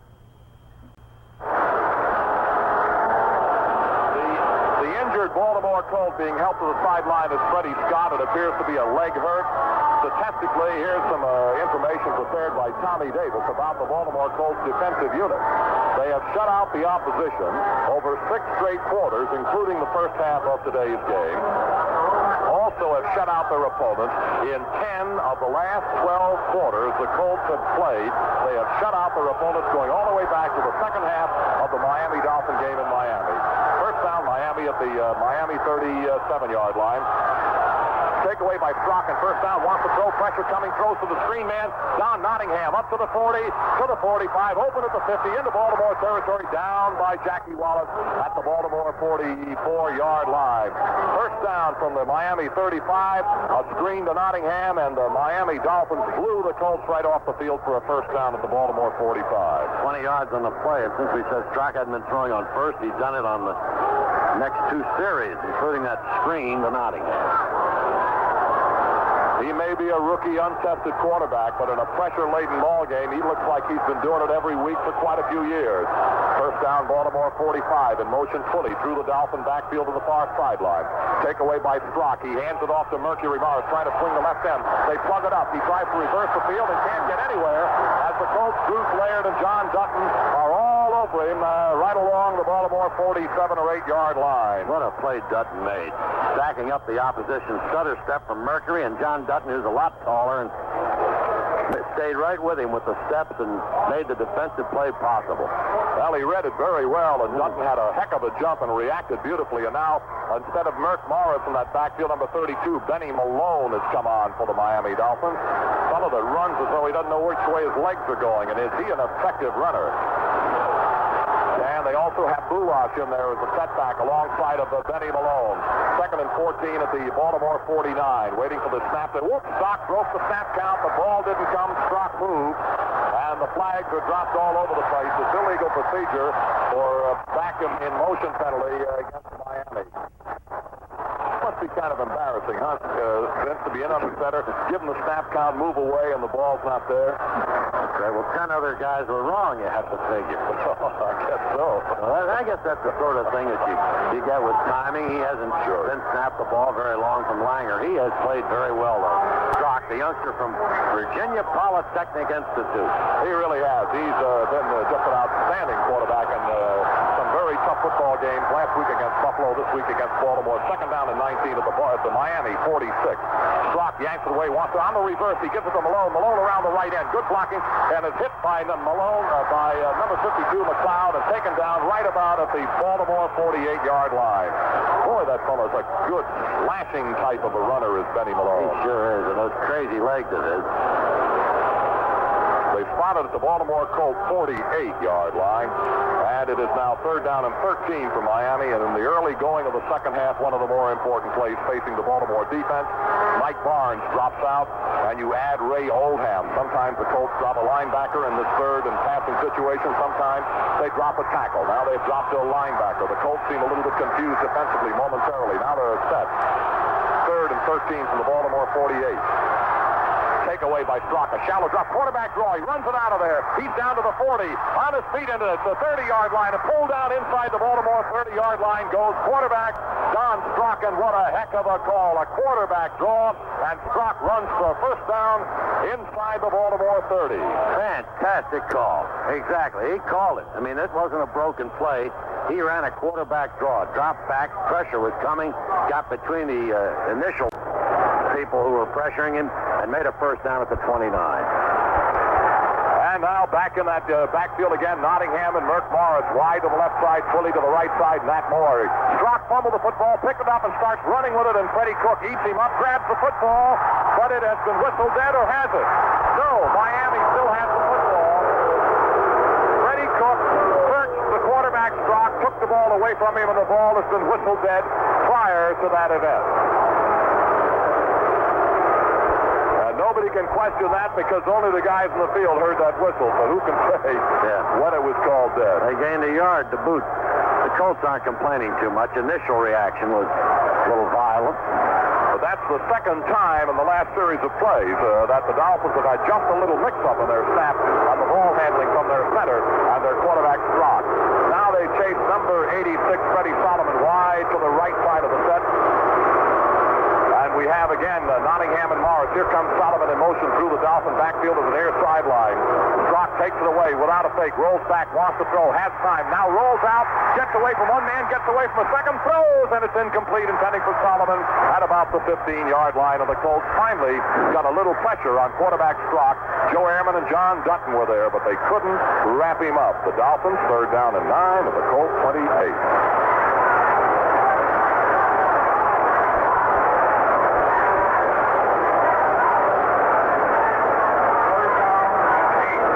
Down and still about 9 yards for the Dolphins. Ray Oldham now replaces, last time on a passing situation, he replaced middle linebacker Chayunsky. Or rather, he replaced Barnes, the defensive tackle. Now he replaces middle linebacker Chayunsky. Third down 9 at about the 28. Seifel is set out wide to this near sideline. Solomon the other way. The only man behind the quarterback is Gulach. Strock misses the snap count again, and the penalty flags are blocked. Are dropped all over the place, and again the Miami quarterback has had, this is the third time Vince he's had problems with the snap count and the snap from center to quarterback. Langer's just holding the ball. The center, Strock, is backing away, and as soon as he moves, the Colts blast in on him, and Langer has the ball, which means that Strock is not doesn't know the count that he has called. These are the kind of mistakes that, can be very, very, very costly. I don't know whether crowd noise has any bearing on it. It could be. It's just the kind of a thing that is upsetting, and I'm sure the more often it happens to Strock, the more he thinks about it, the more difficult the situation becomes. 3rd and 14 at the Baltimore 33. Waiting for the snap from center to Don Strock again. He's got it this time. Back to throw. Pressure coming. Rolls to his left. Out of the clear. Sets up. And fires upfield. It's going to be incomplete. Larry Seifel dropped it at the Baltimore 18.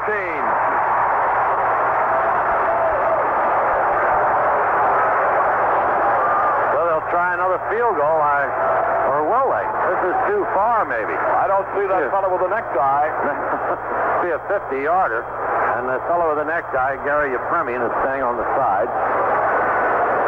And on 4th down, I guess Seifel will try to put it in the corner. Well, let's see whether Mr. Seifel does what he did a couple of times in pressure football games in the past. Runs that football. Does he run that ball? You better believe he can run that football. Well, the wide people for us aren't aware of it. They're not looking at him anyway. Already, we're waiting for this punt if it develops, and it probably will. Stevens is very shallow. They figure that maybe he might want to run it. He waits for pressure. Now here comes his kick, angled to the near sideline. The Colts are going to let it hit. It hits and goes into the end zone. Colts will have a touchback and first down at their own 20-yard line. Hey, there's a timeout here in Baltimore. We'll be back in 60 seconds. Checking the scoreboard again, we have some more scores. Buffalo pouring it on New England now. Braxton going 1 yard for a touchdown. The extra point was good, 20-7. Then O.J. Simpson ran 63 yards. This is still in the third quarter. Extra point again was good. That made the score 27-7 Buffalo. And still yet in the fourth quarter, Morangi throws a touchdown pass to Hill of covering 41 yards. Again, the conversion was good, and in the fourth period, it's 34-7 Buffalo over New England. Now, at Atlanta, the Falcons have scored again. Francis, 31-yard pass from Standback, extra point by Mickelmeyer, good. 31-9, Atlanta over the 49ers. This is in the fourth period. Halftime, St. Louis Cardinals 17, and the Chicago Bears nothing. Well, the punt from Larry Seifel, intended for a Coffin corner, rolled into the end zone. Baltimore goes to work, first down at their 20-yard line. We have 6:39 remaining in the third quarter. No score. Mitchell and Old setbacks behind Jones, double flank wide left. The give to Mitchell, sweep on the right side. Fakes in, cuts out, and is caught and pulled down by the linebacker on that side, Doug Swift. And he may have lost a yard or two as Mitchell has not been able to get outside. You know, Chuck, the first time really he's tried to get outside, and they've had no success running straight at him where they had the success the earlier game in Miami. And I figure on first down that time they'd take it inside or give the feeling that they were going inside, try to get him outside, and it was worse. 4 people tackling. I'll tell you, that's a very well-schooled, experienced, solid defensive unit that the Miami Dolphins can show you. Now here's Dowdy in motion coming through the Colts backfield from the left side to the right side. Split backs, nobody behind Jones. Back to throw goes the Baltimore quarterback. Pressure coming, and he fires the screen to Bill Olds, and it's incomplete. They had a blitz on. Firing in was linebacker Doug Swift on Colts quarterback Burt Jones, and he hurried the screen pass. It goes incomplete, bringing up third down and 12. And do they screen their defenses, and do they screen that blitz? Oh, yeah. You talk about well-schooled. Matheson, and he's playing with some young people, too. Toll and Crowder, they're young football players. Jarris White. Now, this is just one of the more successful football teams of recent years, these Miami Dolphins. And they are battling the Colts to a scoreless deadlock as we come up third down and 12. The Baltimore Colts at their own 18. Jones yanks it away, rolls to his left, wants to throw, fires down the middle. It is incomplete, intending for Raymond Chester. At about the 31-yard line, covering with Charlie Babb, and the Colts will kick it away. And Jones is not having a good day. In the first half, Jones did not have the kind of an afternoon he wanted to have. He was, in passing, Jones threw the ball 15 times, completed 9 for 93 yards. And now he has thrown the ball 20 times, completing 10. And the reason he is not having the kind of a day that Burt would like to have is twofold. One, the injury, I think, does restrict him somewhat. And secondly, it's been a heck of a good defensive effort from the Miami Dolphins. Waiting at the 35, Nat Moore. Here comes the kick from David Lee, end over end. He didn't get it the way he wanted it. Moore's got it to the Miami 45. Laterally along the 45. Makes the cut up to the Baltimore 40. Down to the Baltimore 30. Moore is taken off his feet there. And he is down at about the 27-yard line, and the guy who did it was Stan White. Had to do it. There was only one man left. Timeout. There is a timeout here in Baltimore with a score. The Dolphins nothing and Baltimore nothing.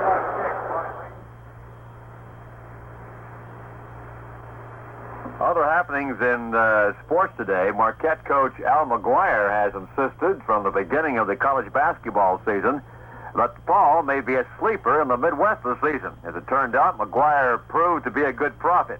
DePaul shocked 7th-ranked Louisville last night, breaking the Cardinals' 24-game home court winning streak with a 78-76 triumph. McGuire will get a chance to see DePaul close up early next year. The second-ranked Marquette Warriors visit DePaul next month, and the Chicago school travels to Milwaukee in February. In between, DePaul will test its giant killer ability against the Fighting Irish of Notre Dame. Here's how some of the top teams fared in basketball over the weekend. Number 1, Indiana beat Florida State 83-59, then won over Notre Dame 63-60. Marquette, number 2, as we said, beat Drake 80-58. Number 3, Maryland beat Boston University, and also Georgia Tech. Dolphins, who have been in the Colts' backyard entirely of the second half. 5:34 remaining in the third. First down at the Colts 30. In motion, Twitty toward his own backfield. Strock gives to Nottingham. Burst off the left side on his hip, crossing the 25 and pulled down and held by Stan White. The attendance this afternoon is 60,548 sold. Those were tickets sold and distributed. In the ballpark, 59,398. That means we have 1,150 no-shows. To the 24-yard line, second down and 6. Miami at that spot at the Baltimore Colts 24-yard line. The takeaway, the gift to Nottingham, swings to his left, gets a block, and Stan White stacks him up, and down he goes at about the 24-yard line. Stan White just would not be taken out of the play and got the bowling ball and just stood him up, and he's a tough guy to take on 1-1.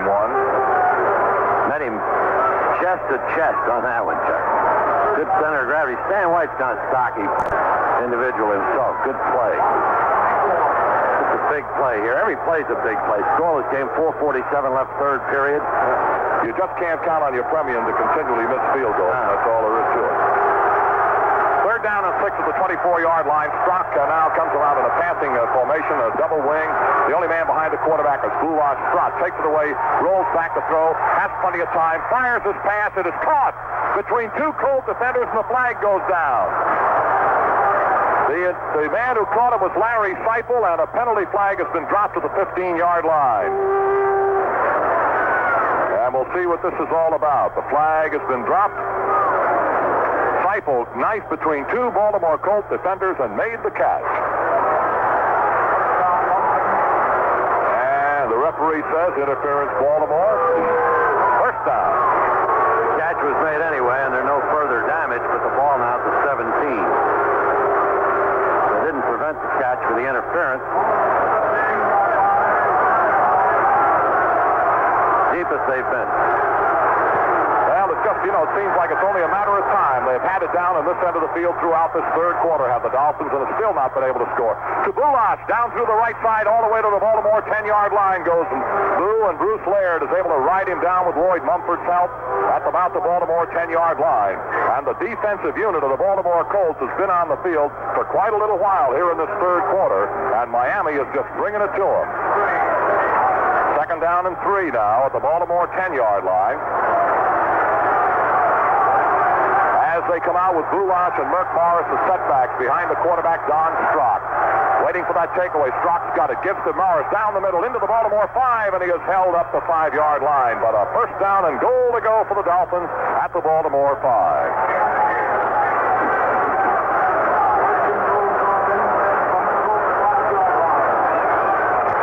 Buffalo is leading New England 34-14 in the fourth quarter. Cleveland Browns having a great day. They lead Kansas City 40-7 in the fourth quarter. Right now, Miami has just climbed right up on that touchdown platform. They're 5 yards away with Bulosh and Merck Morris as a setback behind the quarterback, Don Strock.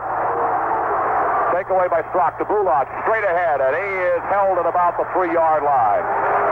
Nothing fancy, just a straight dive play from Bulosh. 3 more pops, though. First down gains a couple. They put it on the 3, and they'll have goal to go on second. And here comes Nottingham in, and Bulosh goes to the sideline. The ball spotted at about the Baltimore 4. Great punt returns by Nat Moore have kept this Miami Dolphins club on the cold end of the field all through this third quarter. Morris and Nottingham setbacks behind quarterback Strock. Second and goal at the Baltimore 4. Waiting for the takeaway. It goes to Morris, swinging to his right, makes his cut, hit at about the 2, and down he goes. Morris did not get in on an attempted sweep of the right side. It looked like Jackie Wallace was there to make the tackle. It'll be third down, goal to go, and the ball is being spotted around the Baltimore Colts 2. Nottingham to the sideline, Bulosh into the huddle for the Miami Dolphins. No score. Time remaining 2:23 in the third quarter in Baltimore. A scoreless ball game. Again, Bulosh, Merck Morris, shoulder to shoulder in a standard pro set backfield. Third and goal at the Baltimore 2. The turn, the give to Morris to the left side. Outside he goes. Mercury is in for the score. Morris has swept the left end and has gone in for the score. 2 yards away from the goal line, he put the ball over his head as if as much to say, I see it coming, I see the line, nobody can get me. And they didn't, as Nelson Muncie made a late bid to bring him down. Well, it was just a matter of time as the Dolphins handled the ball in cold territory. 2 of the the 3 times they've had it in the third quarter, they were in the Baltimore Colt end of the field. A bad snap. The kick is in the air, but the kick is good. And the Dolphins go out in front of the Baltimore Colts by a score of 7-0. We hope that our troops around the world are enjoying today's game, and now being broadcast on 300 stations of the American Forces Radio Network. For those stations and our flagship station, WCBM in Baltimore, we pause now 10 seconds for station identification. This is the Metro Media Baltimore Colts Football Network. This is the American Forces Radio and Television Service. At 790 and 1420, this is American Forces Radio. SCN to the zone. Well, we've got the punt returning of Nat Moore. I think is very, very important in this ball game so far. On the punt, when Baltimore came up 4th and 12 at their own 18, David Lee punted, and Moore brought it all the way back to the Baltimore 28. And from there, it was not easy, but it was a lot more less difficult for Miami to work it in. And Nat has returned a couple of punts exceptionally well for the Miami Dolphins today, who now lead Baltimore 7-0 with 2:07 remaining in the third quarter. And Yepemian will kick it off to the little guy Howard Stevens down on the goal line now. And coming up on the ball, Don McCauley, I believe, fumbles the ball, goes back, recovers, comes ahead to the 20, to the 25, and whack, he got it in between the 25 and the 30-yard line, held on to the football at about the 29. Bruce Elia was among others, and we may have a penalty here. It looked like the preliminary call was face masking, snapping on that guard in front of the mask and pulling the man down, and that's exactly what did happen, so the Colts get better field position to work with. In this half of the ball game, the Colts had the ball at their own 18, and a pass to Olds took them out to the 33. They got it out to the 34 and had to kick it away. The next time the Colts had the ball, they couldn't move it. In truth, they lost yardage and had to kick it away. Now here is the third time that the Colts have had the football in this third quarter, and the ball is resting at the Baltimore Colts 33. Get only 5 yards because there wasn't a flagrant violation of the face masking. 1:57 in the third quarter. Standard pro set backfield behind Burt Jones, waiting for the takeaway. Jones gives to Mitchell. Into the middle, it doesn't give. He's maybe got 2 yards. As the Miami Dolphin defensive unit, smart, agile, and able, just to shut off any kind of a running route that Mitchell might be able to enjoy. He picks up maybe 2. Call it 2nd down 8, Baltimore at their own 35.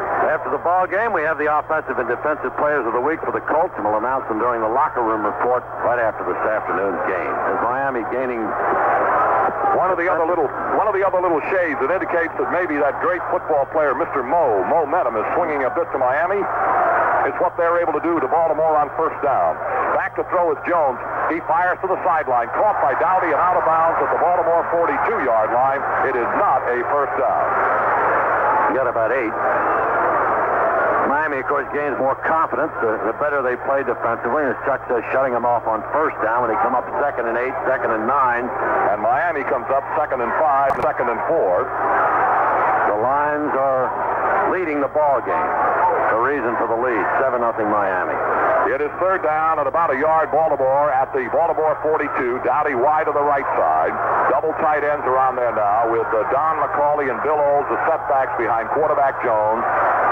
Waiting for the takeaway, Burke spins, hands to McCauley, sweeping the right side, makes the cut. He is, I don't know, he's close to it. He may have first down yardage. He's very close, but he may not be quite far enough upfield. He's within about a yard of it, and racing up to make the tackle, Charlie Babb, and also in on the tackle, it looks like Jarris White is there, and McCauley's attempted sweep of the right end did not get a first down. And this is not the spot of the field, certainly where you want to take a shot at it. Well, we'll measure, Chuck. Pat Haggerty, the referee, calling for the 6, but it looks like he's almost a yard short from here, and we've got a pretty good look at it. Now, wouldn't that be embarrassing if they measure and he's got a first down? Then all I can say is they got a crooked field. Now, he's missed it by considerable. Yeah. So fourth down coming for the Baltimore Colts at their own 32. Check that at the 42. Now the eager beavers in the stands are saying go, go, go, but they wouldn't do that. Well, I see Jake Scott back to return the punt. I wonder what happened to Nat Moore. He's been doing a sensational job, and here he comes right now. He's coming on field, and they have 2 of them back there to help out. Charlie Babb goes back there with Nat Moore. Moore has been a very, very excellent punt return man for the Dolphins this afternoon, and his returns have proved, kind of tough on the Baltimore Colts. as the Dolphins lead it to 7-0 with 1 minute and 4 seconds remaining in the third quarter. Here is David Lee's punt. To Charlie Babb or Nat Moore, waiting for that snap. Stan White, the signal caller, looking over. Now we're about ready to go. Here comes the snap and the punt. David Lee hits a beautiful, booming, deep spiral. Back goes Nat Moore inside the 10. He's got it at 10, laterally along that 10, makes a cut, goes outside, sweeps through a host of tacklers, and is pulled off his pins at about the 19-yard line by Bob Pratt. And a flag goes down. Boy, that fellow Moore made a cut and came through. It looked like 3 of the Baltimore Colts tacklers, and then Pratt got there and yanked him off his pin. Nat Moore, wide receiver from Florida, and there's a penalty flag, and it's a face mask. So they're even in that area. Face masking against the Baltimore Colts, so now, the very well-disciplined, experienced Miami Dolphins are playing just a lot better football right now than are the young and inexperienced Baltimore Colts. First down, Miami, and the ball is spotted at the Miami 23 rather than at the 18. Moore wide to the left side, out on the right side is Twilly. Split backfield, no man behind quarterback Don Strock. He is still barking signals to the Miami quarterback. The takeaway, he busted play, running out to his left comes Strock. He gets a little bit of a block and then gets hit hard by Nelson Muncy, John Dutton, Joe Ehrman, and Stan White. And Strock is able to take that punishment at about the 27-yard line of the Miami Dolphins. Strock's a lanky kind of a guy, 6'5". That's the first real shot they've had at him. He weighs about 220. Well, he's got a 7-0 lead, has Strock and the Dolphins, and we're down to about the final play. We're not going to get another play in the third quarter. It's going to be over before the Dolphins can move the football again. And there goes the gun. And that's the end of the third quarter with our score. Miami 7, Baltimore nothing. Alabama halfback Willie Shelby and 3 other persons were slightly injured Sunday in a 2-car collision on Alabama 11. That's near Tuscaloosa. A Highway Patrol spokesman said Shelby, a senior on the Crimson Tide Southeastern Conference champion team, was bruised a little and maybe cut on one leg, but it shouldn't affect him for the Sugar Bowl. Shelby was not hospitalized and did not go to a doctor. The 2 other persons were taken to a Tuscaloosa hospital where they were treated and released. Identities of others in the accident were not released. Alabama faces Penn State in the Sugar Bowl December 31st in New Orleans. Here's the final score in the National Football League. The Buffalo Bills have beaten the New England Patriots today by a score of 34-14. The Cardinals have hit again in the third period against Chicago. Bachman's 29-yard field goal in the third quarter. Score now, St. Louis Cardinals 20, Chicago Bears nothing. Well, right now we get to the fourth quarter in Baltimore with the Dolphins leading by a count of 7-0. It'll be 2nd and 6 Miami at their own 27. And the Dolphins, who shut out the Bills 21-0 through the first half last week, have shut the Baltimore Colts out through 3 quarters this afternoon. And this is a Colt football team that has been averaging 29-plus points per game. And the Dolphins have shut them out. The Colts have not even come close to scoring on Miami. Their only effort was a 30-yard field goal by Linhart, and that was not good. 2nd down, 6 Miami at the Miami 27-yard line. Solomon is set out. No, it's Nat Moore wide to the right side and Twilly the other way. Nottingham and Morris set back behind Strock. Waiting for the takeaway. He gives to Morris on a draw. Morris knifes his way ahead for maybe a yard. He just kind of stuttered around waiting for daylight to open. It didn't get there because the fellow who got there to plug it up was John Dutton. The gain is held to about a yard. 3rd down, 5 now Miami at the 28. We get Rick Bolt coming into the game, Chuck, and he hasn't been in a serious down, I guess, for a long time for Chayonsky. Well, Chayonsky drops out, and Rick Bolt has come on in, replacing Ray Oldham, whose knee might be bothering him good a little bit. Split backfield between Bulash and Seifel. The quarterback, Don Strock, waiting for the snap from Langer. Still waiting. He's got it. A straight drop on the reverse to Bulash around his left end. Bulash is up to the 30 and out of bounds at about the 33-yard line, and he might have first down yardage. He's going to be very close to it if he didn't make it. reverse and a sweep of the left end by Boulash, and he appears to have a first down.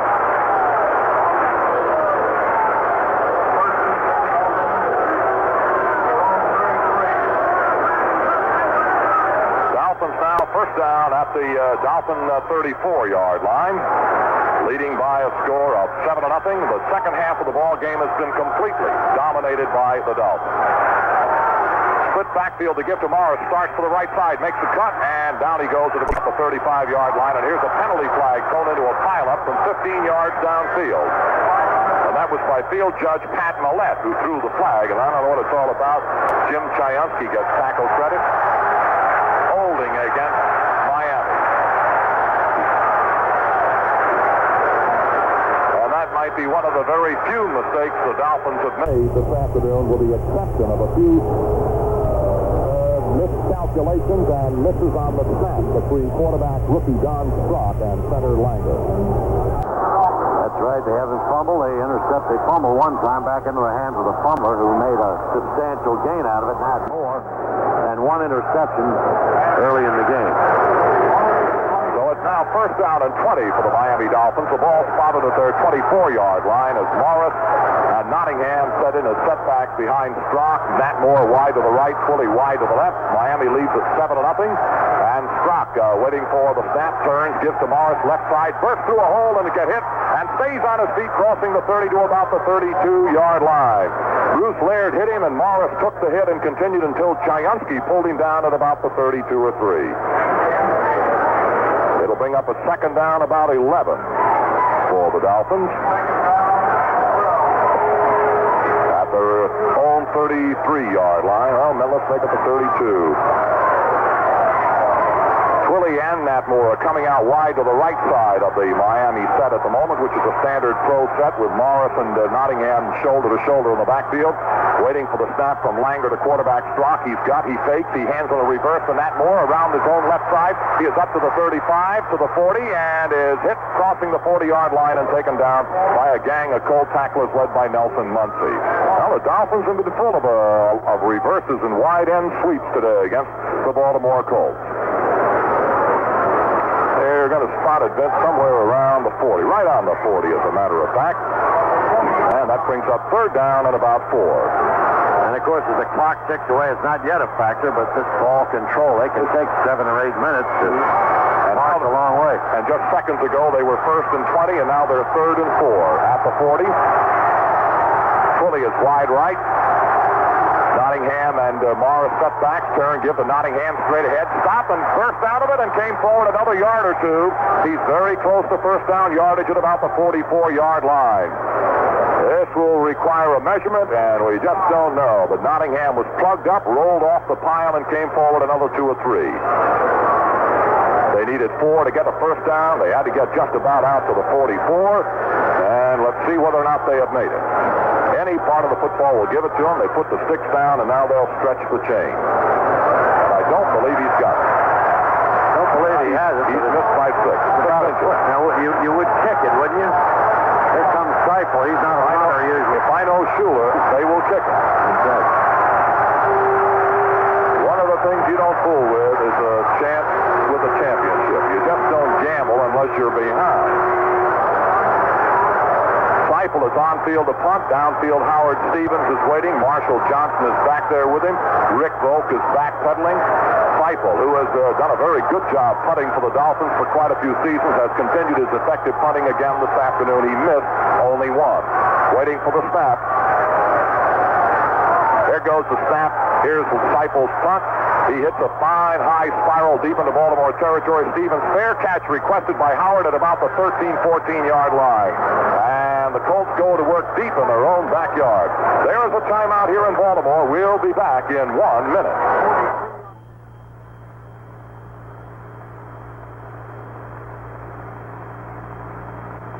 Ball game over at New York. Rookie Rondy Colbert returned a third quarter punt of 65 yards for TD.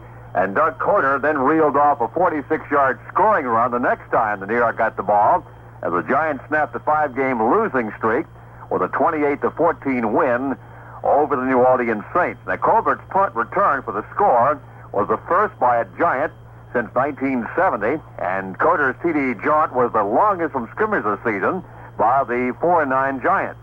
It was the 6th straight loss from the 11th setback in 13 games for New Orleans. Final again, Giants 28 and Saints 14. In the American Football Conference, Pittsburgh, of course, already sewed up the Central Division. Cincinnati will have the wild card. Still a battle in the East, though, between these two clubs, Miami and Baltimore. Well, we're 12 minutes, 11 seconds away from the end of the fourth quarter with the Dolphins leading the Baltimore Colts 7-0. The second half of the ball game, the Miami defense has completely, absolutely shut off the Baltimore Colts. Have given them one first down. They haven't been able to do a thing. Now it's Carr and Dowdy wide to the left side of the set. We've got Bill Olds and Mitchell as setbacks behind the quarterback. The give goes to no one. Play action fake. He wants to throw. Dumps the screen to Olds at the 10. Olds to the 15 and up to the 20-yard line. Fumble, and I don't know what happened to it. They ruled it dead at the 20-yard line. Olds lost control of it, and then Bill Olds recovered control of it at the 20-yard line. They made 6. Boy, they need a first down. They got to get it out of there because if they give the ball back, they're forced to punt with an inability to make a first down here. Miami gets the kind of position that can work them close enough for a Yepremian field goal. And with 11:43 and the way this team can control the ball, Baltimore can't afford that.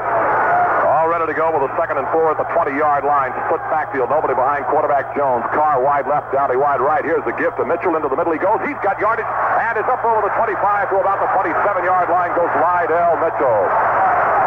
That time Charlie Babb made the tackle, and assisting him was Jake Scott, and the Colts do get their second first down of this half.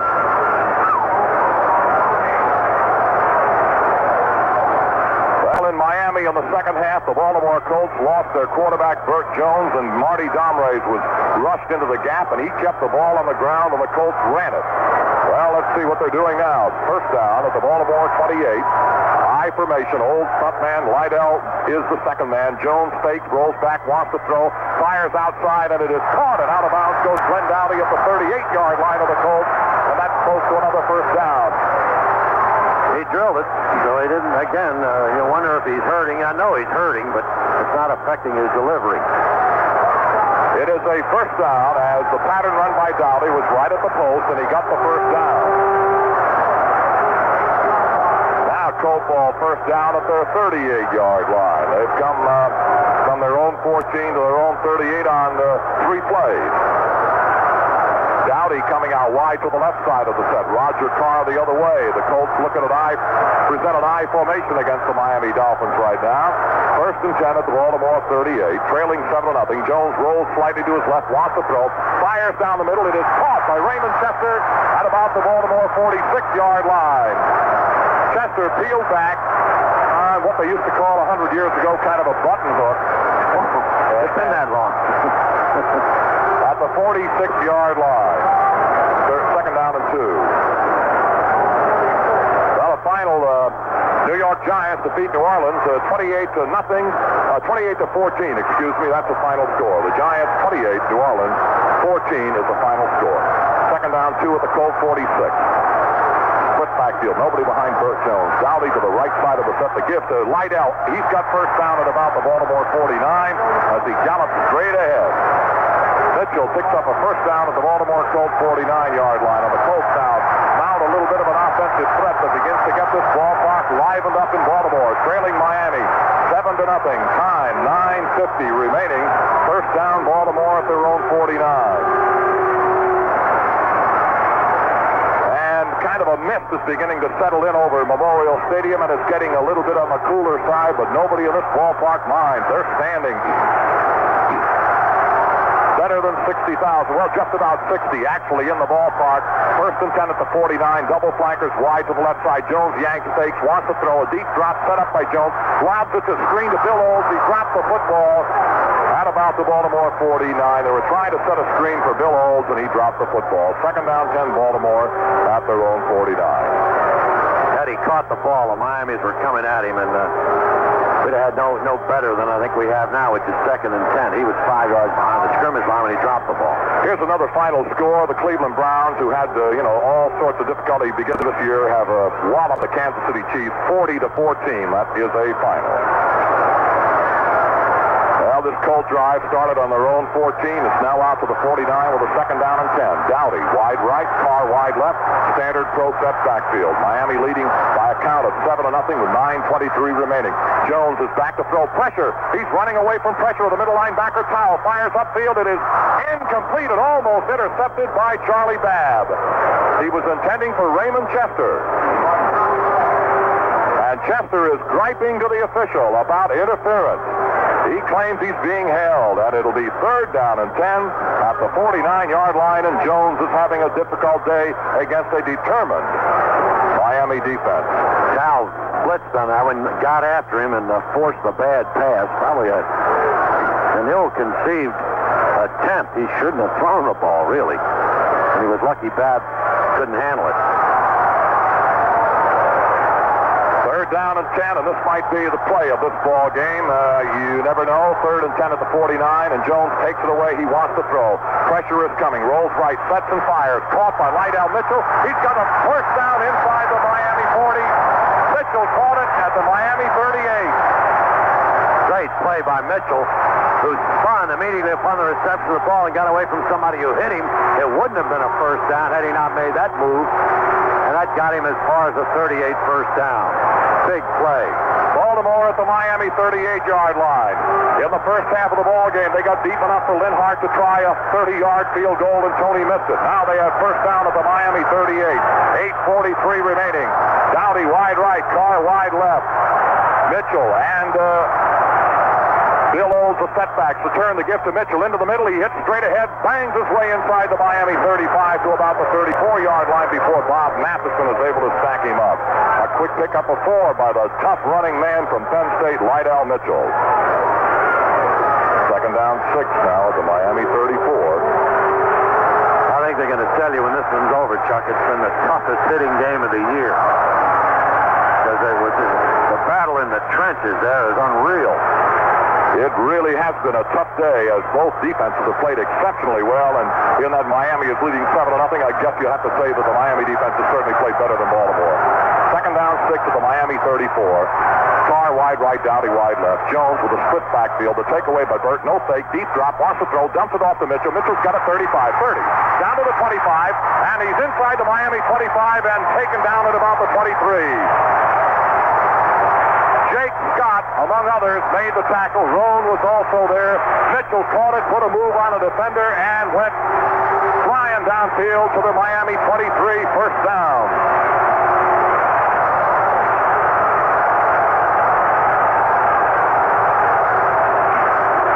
The Baltimore Colts drive, starting on their 14-yard line, has now come all the way down to the Miami Dolphin 23.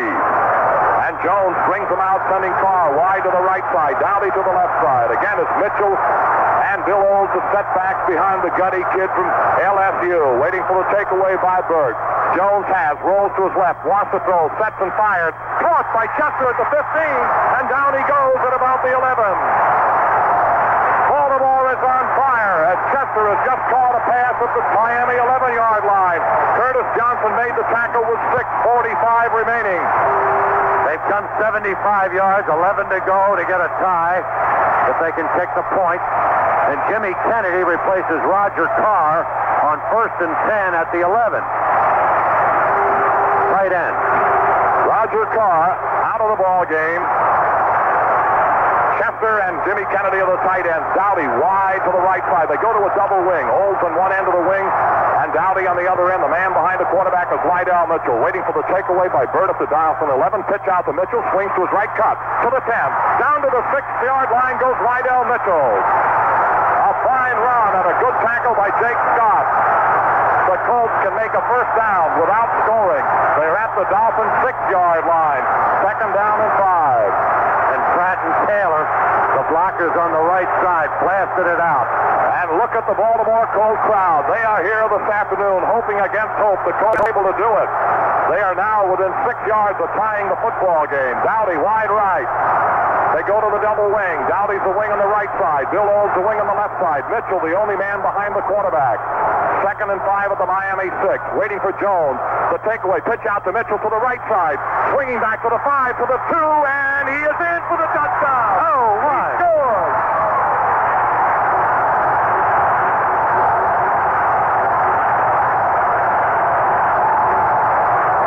What a drive. Oh, my. The Colts have come from their 14-yard line in a sustained drive, culminated by a 6-yard sweep of the right side by Lydell Mitchell, and in touchdowns they have tied the game. In points, it remains for Tony Linhart to do that. George Coons and Bob Pratt. Coons just blasted over the Miami defenders. Linhart will try the point after. Marty Domreyes is the holder. 5:30 remaining. It is Miami 7, Baltimore 6. We're waiting. Spot, kick, in the air. Kick is good.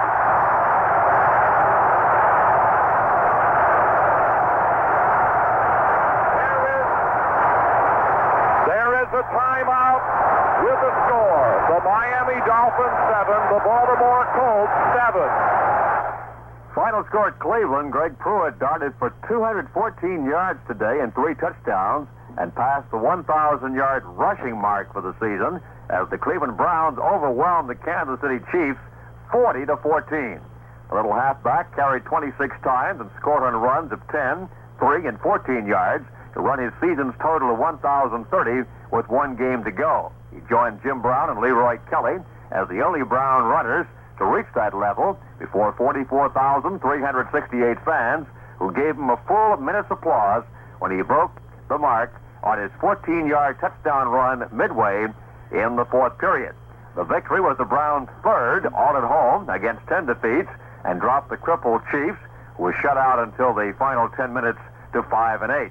Pruitt scored in the last minute of the 4th period after the Browns recovered a bad center snap on a field goal attempt on their own 44. Final score again, Browns 40, Chiefs 14. Well, a jam-packed Memorial Stadium that saw their club unable to score through 3/4 of the football game have just seen the young Colts mount a drive of 86 yards and 13 plays, culminated by a 6-yard sweep of right end by Mitchell. It's a 7-7 tie. Linhart hits that football. He's got it hit pretty good. Matt Moore coming up to about the 12. Moore down the far sideline, 20, 25, 30. And he is now reversed along the 30-yard line, coming out in the open. He is hit and pulled down at the 30-yard line by the Baltimore Colts. Don McCauley was there and knifed him down at about the 30. Moore, who has been just, I'll tell you, he has been a tough man to handle in returns this afternoon, almost did it again. Well, this crowd on the feet, Vince, with that cry of defense, defense, defense. What a play McCauley made, Chuck. He was cutting for the wide open spaces, had a lot of room on this side, and Mack didn't let him get around the corner. Well, we'll watch Mercury Morris and Nottingham as setbacks behind rookie quarterback Don Strock, waiting for the takeaway. Long count by Strock. He's got it, wants to throw on 1st down. Looks to find a receiver, dumps his penalty marker dropped as Nottingham takes the screen up to the 35, 37-yard line. A flag is dropped back at the line of scrimmage. Jim Chiansky made the tackle for Baltimore. A lot of times it's a hold on a play like that, and it is on a screen. And that's what they were doing. Miami holding, and the Colts will take it back. And right now, Vince, for WJEJ in Hagerstown, Maryland, and all of our network stations, we'll pause now for station identification. This is the Metro Media Baltimore Colts Football Network. This is the American Forces Radio and Television Service. SCN to the zone.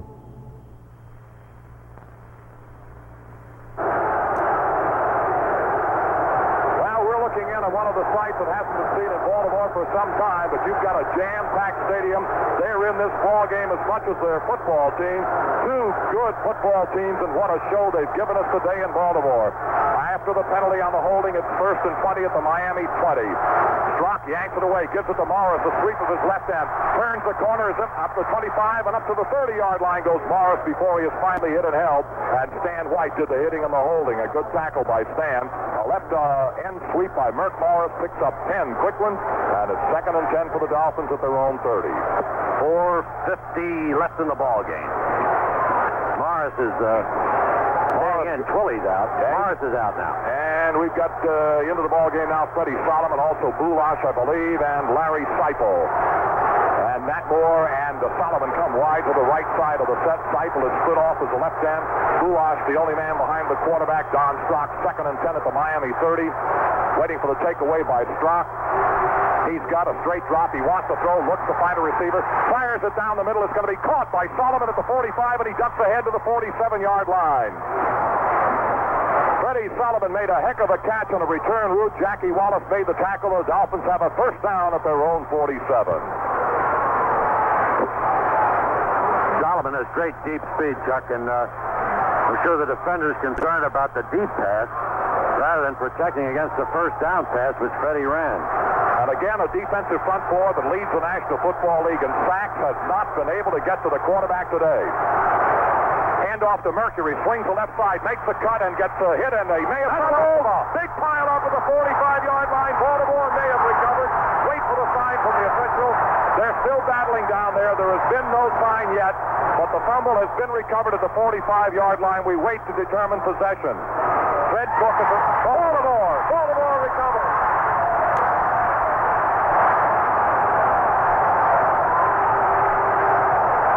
Like Fred Cook recovered the fumble. He's laying on the ball. There is a timeout here in Baltimore with a score. The Dolphins 7 and the Colts 7.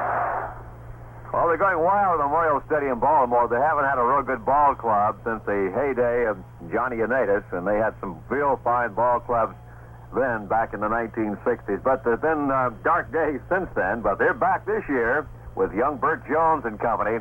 They're doing real well. Here's some finals. At Atlanta, rookie quarterback Steve Burkowski passed for 305 yards today and 2 TDs. And the Atlanta Falcons, in an accustomed favorites role, played daring offense while defeating the San Francisco 49ers 31-9. The teams were locked in a scoreless duel until late in the second period. But once Burkowski found the range, the Falcons were almost unstoppable. Burkowski threw a 20-yard touchdown pass to Alfred Jenkins. Was barely a minute left in the second period. Then connected with Jenkins again on a 63-yard TD play late in the third period. So the final there, the Falcons win over the 49ers easily, 31-9. The offensive and defensive players picked after the game will announce their picks during the locker room report, and both Colts receive gift certificates from Hamburgers. Hamburgers, if you're going to dress, you might as well do it right. Chuck, I think Freddie Cook was laying on the ball with it under his back. Unreal. That's strength. And they can't fly it out. Well, it's first down Baltimore at the 46-yard line after Fred Cook recovered Mercury Morris's fumble. Dowdy in motion, the pitch out to Mitchell, the sweep of his left end. One block up to it, and a penalty flag goes down as Mitchell is roped down right along the line of scrimmage. And the point I wanted to make a moment ago, Ben, is that you shouldn't bite the hand that feeds you, and I'm well aware of that. But television took a timeout right after Fred Cook recovered that fumble when the Colts may have had the Miami team a little bit off balance defensively and gave them a minute and a half to stand around and think about it. I think maybe something should be done about those kind of things. That's when maybe you can strike while the iron is hot, and you just might be able to take advantage of it. Well, on the other hand, they'll probably say that it's the defensive team coming in. It isn't if it were old-time college football or old-time pro football where the same team had to stay on the field. So maybe that's the way they justify it, but it's a pretty good hand that feeds us, and as you say, we don't want to bite too hard on the hand. That's true, but I'll tell you something. You know, they can, you can pick another time for it. You know, after the first offensive play, let's call timeout, you know? 15-yard penalty, though, for slipping while we were editorialized. And it's now 25, first and 25 back at the 30-yard line. And Jones yanks it away a straight drop. He wants to throw, looks to find a receiver, dumps it off to McCauley. McCauley is galloping up and leaps over a would-be tackler and comes down at the 35-yard line. And the gain is up to the Baltimore Colts 35-yard line, and the Colts now have picked up 4 on that one. So it'll be second down, and they've got just about 21 to go. Time 3:16, 3:15, and the clock is moving. And it's a 7-7 tie. Baltimore in possession at their own 35. second down, about 21. They've got to get to the Miami 44 for a first down. McCauley alongside of Lydell Mitchell is set back to Dowdy wide right, Carr wide left. Takeaway by Jones. Wants to throw a deep drop. Sets up. Fires upfield. Here comes Lydell. And Lydell cannot make the catch. And whoo, my, the Colts really protest pass interference against linebacker Bob Matheson. And now a flag may be dropped against the Baltimore Colts. The Colts may have protested just a little bit too much. And the man who dropped the flag over here is back judge Jim Poole. Hold on a minute. Make it line judge Bob Beeks dropped the penalty flag and a personal foul against the Baltimore Colts. Yeah. Unsportsmanlike conduct, I think, against Jones, who ran in to protest the call. The thing happened in front of the Colts bench, which will incite the players on the field when everybody on the bench jumps up and down. When you look at the rerun, and he really looked like he was raked before he touched the ball. Now back to the 20-yard line with this penalty. Well, when the Colts get back to the 14, they'll be back where they started their last touchdown drive. They called it on Jones, it said. Unsportsmanlike conduct is the call. And the officials right on top of this ball game don't want it to get out of hand, and they've handled the ball game exceptionally well this afternoon.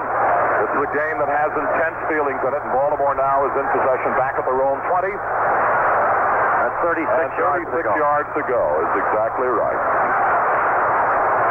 Carr wide left, Dowdy wide right. Jones fakes, rolls back, wants to throw, fires outside to Lydell Mitchell. Mitchell comes up to about the 20. There's another flag down over the far side of the field. As Mitchell tries to run out of the screen up around the 30-yard line, the flag is dropped. Don Reese made the tackle that time, and with 2:43 remaining, this ball game now is deteriorating just a little bit. These two clubs have played a whale of a football game right on through this afternoon, and now with the fog settling in over Memorial Stadium, perhaps they're getting just a little bit too anxious about some of the things. Clipping against the Baltimore Colts, and it's declined by the Miami Dolphins. Fourth down comes up with a gang of yardage, and David Lee is the punt return, the punter on field, and the punt return team a trio.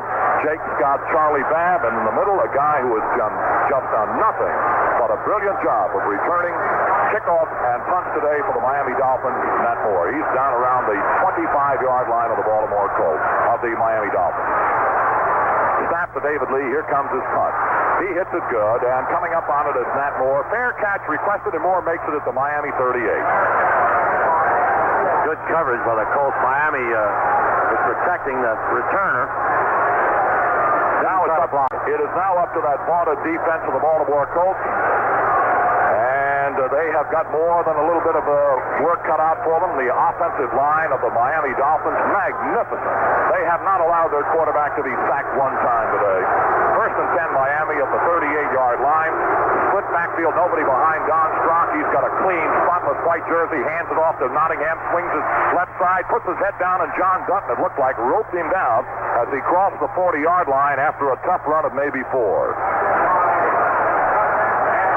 Spot the ball at about the 41-yard line, and that's a gain of 3. Second down and 7 now for Miami at their own 41-yard line. And that clock, that timepiece down here on the scoreboard rolling relentlessly along.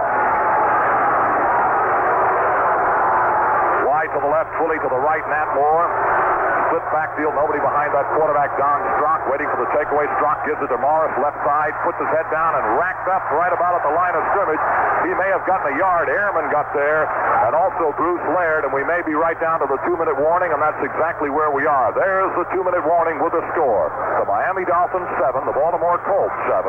We'll be back in 60 seconds. Well, we've had a number of sudden death games, overtime games this year. I think I've had 3 straight Sundays, it seems like. So we could have another one today with the Miami Dolphins, something like 59 yards away from pay dirt. Of course, your premium can kick that field goal from anywhere from 35 yards out. So they're sitting in a position at least for a field goal with 2 minutes to go. It's a lot of time in professional football, and they'll set things up, I'm sure, when time's back in. Detroit Lions really putting on the Minnesota Vikings today. In the first period, they've scored 2 touchdowns. The first one was covering 14 yards of the pass play. The other one from Smith to Smith, by the way. And the other touchdown, pass from Reed to Briscoe, covering just 1 yard. Extra point good on both attempts. And let's make a correction on that. The first pass was from Reed to Briscoe, 1 yard. The second one was a pass from Reed to Thompson, 46 yards. Detroit leads in the first period, 14-0. Well, nobody is going to go home complaining too much about this football game. So far, it has been everything a football fan could ask. For the Baltimore Colts fans here in Baltimore, it's been a nail-biter and an uphill battle back to get tied up by the Baltimore Colts. It's been a steady, thoroughly professional performance by the Miami Dolphins, who are playing with a third-string quarterback. And here we are with a minute and 57 on the clock. Miami, third down and 5 at the Miami 43-yard line. And they go to their double wing right now to the Miami Dolphins, waiting for the takeaway by quarterback Don Strock. He's back and back to rolling to his left now, looking to find a receiver. Fires desperately upfield. It is caught by Seifel, and he is at the Baltimore Colts 42-yard line with what appears to be a first down without any difficulty. Seifel is there, and a fine rollout by Don Strock, and a perfect pass to Larry Seifel for a first down at the Baltimore Colts 42. 151. Yepremian, of course, a great field goal kicker, has missed a couple a day, doesn't like the dirt. But if he can move it a little closer, he'll get a chance to like the dirt. And Mercury Morris and Nottingham shoulder to shoulder in a standard pro set with a first down at the Baltimore 42. Waiting for Strock in motion fully toward the Miami backfield. The give goes to Nottingham, swinging his left side, turned the corner, didn't go anywhere. Stan White was there, and White just wouldn't give an inch, and Miami now comes up second down, still 10 at the Baltimore 42. Now, they may give him a short yard on that. I think as we look at that football, better do the same thing. Second down and still about 9. The ball around the Baltimore 41. That fog coming in, Chuck, and the haze over the stadium makes it difficult to see the upper deck on the other side. Well, they send Seifel wide left, and here comes Nat Moore wide right along with Solomon. Bulash, the only man behind Strock. Second down, 9 at the Baltimore 41, waiting for Strock's move. Quarterback snaps it away, a straight drop, wants to throw, pressure coming, fires out of the pressure, and it's going to be incomplete. A trap of the ball at the Baltimore 31. There to cover was McLeod. And I'll tell you, he really had to hurry to throw. It was Solomon, the intended receiver, and Freddie trapped the football. And the official right on the spot waved it off immediately. Third down, 9, Miami at the Baltimore 41. Time, 1 minute and 7 seconds. The Dolphins 7, the Colts 7. How does this sound for a big play, huh? Freddie Cook made pressure pay off, I think, in forcing Strock to throw it quickly and underthrow Solomon.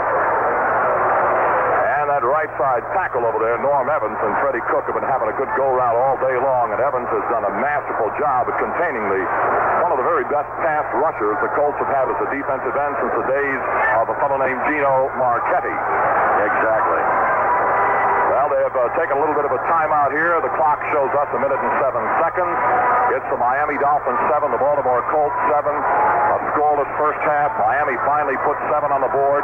In the third quarter, the Colts equaled it with an 86-yard, 13-play drive in the fourth quarter. And as they say, the issue is yet to be resolved, and the outcome is in doubt. Waiting for, as it so often happens, Vince, you get in a tie situation like this, and of course, yes, there will be overtime if it ends this way. But so many football games today are decided by, I think, 6 of the 8 overtime games played so far in the National Football League this year have been decided by a field goal. Well, we have one of the premier people who decided the longest game ever played that way, and he may get the opportunity, Darryl Yepremian. Again, in a passing formation, Bulash is the only man behind quarterback Strock, and the Colts now face third down, 9, Miami at the Baltimore 41, waiting for Strock to take away a straight drop. He wants to throw. A little pressure coming, rolls right, fires upfield, is caught, and a penalty flag is being dropped back at the 45-yard line. The ball is caught at the Baltimore 30 by Freddie Solomon, and a penalty flag dropped back at about the 45, and it looks as though the flag will go against the Miami Dolphins. Joe Herman leading the applause. Holding a foul. There's a personal foul. What they show us. Jim Langer may have been holding on the play. That's a guess, but it'll nullify a Miami first down at the Baltimore 30. And they'll walk it off. They will walk it off against the Dolphins, and they're doing that right now. Bring it back to midfield, take it into the Miami 45, down to the Miami 44.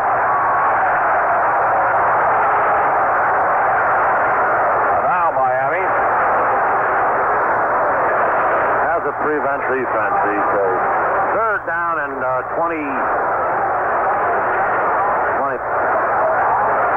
Ball is against Langer. Chuck, about 23 yards to go. They've got at least 24 yards to go.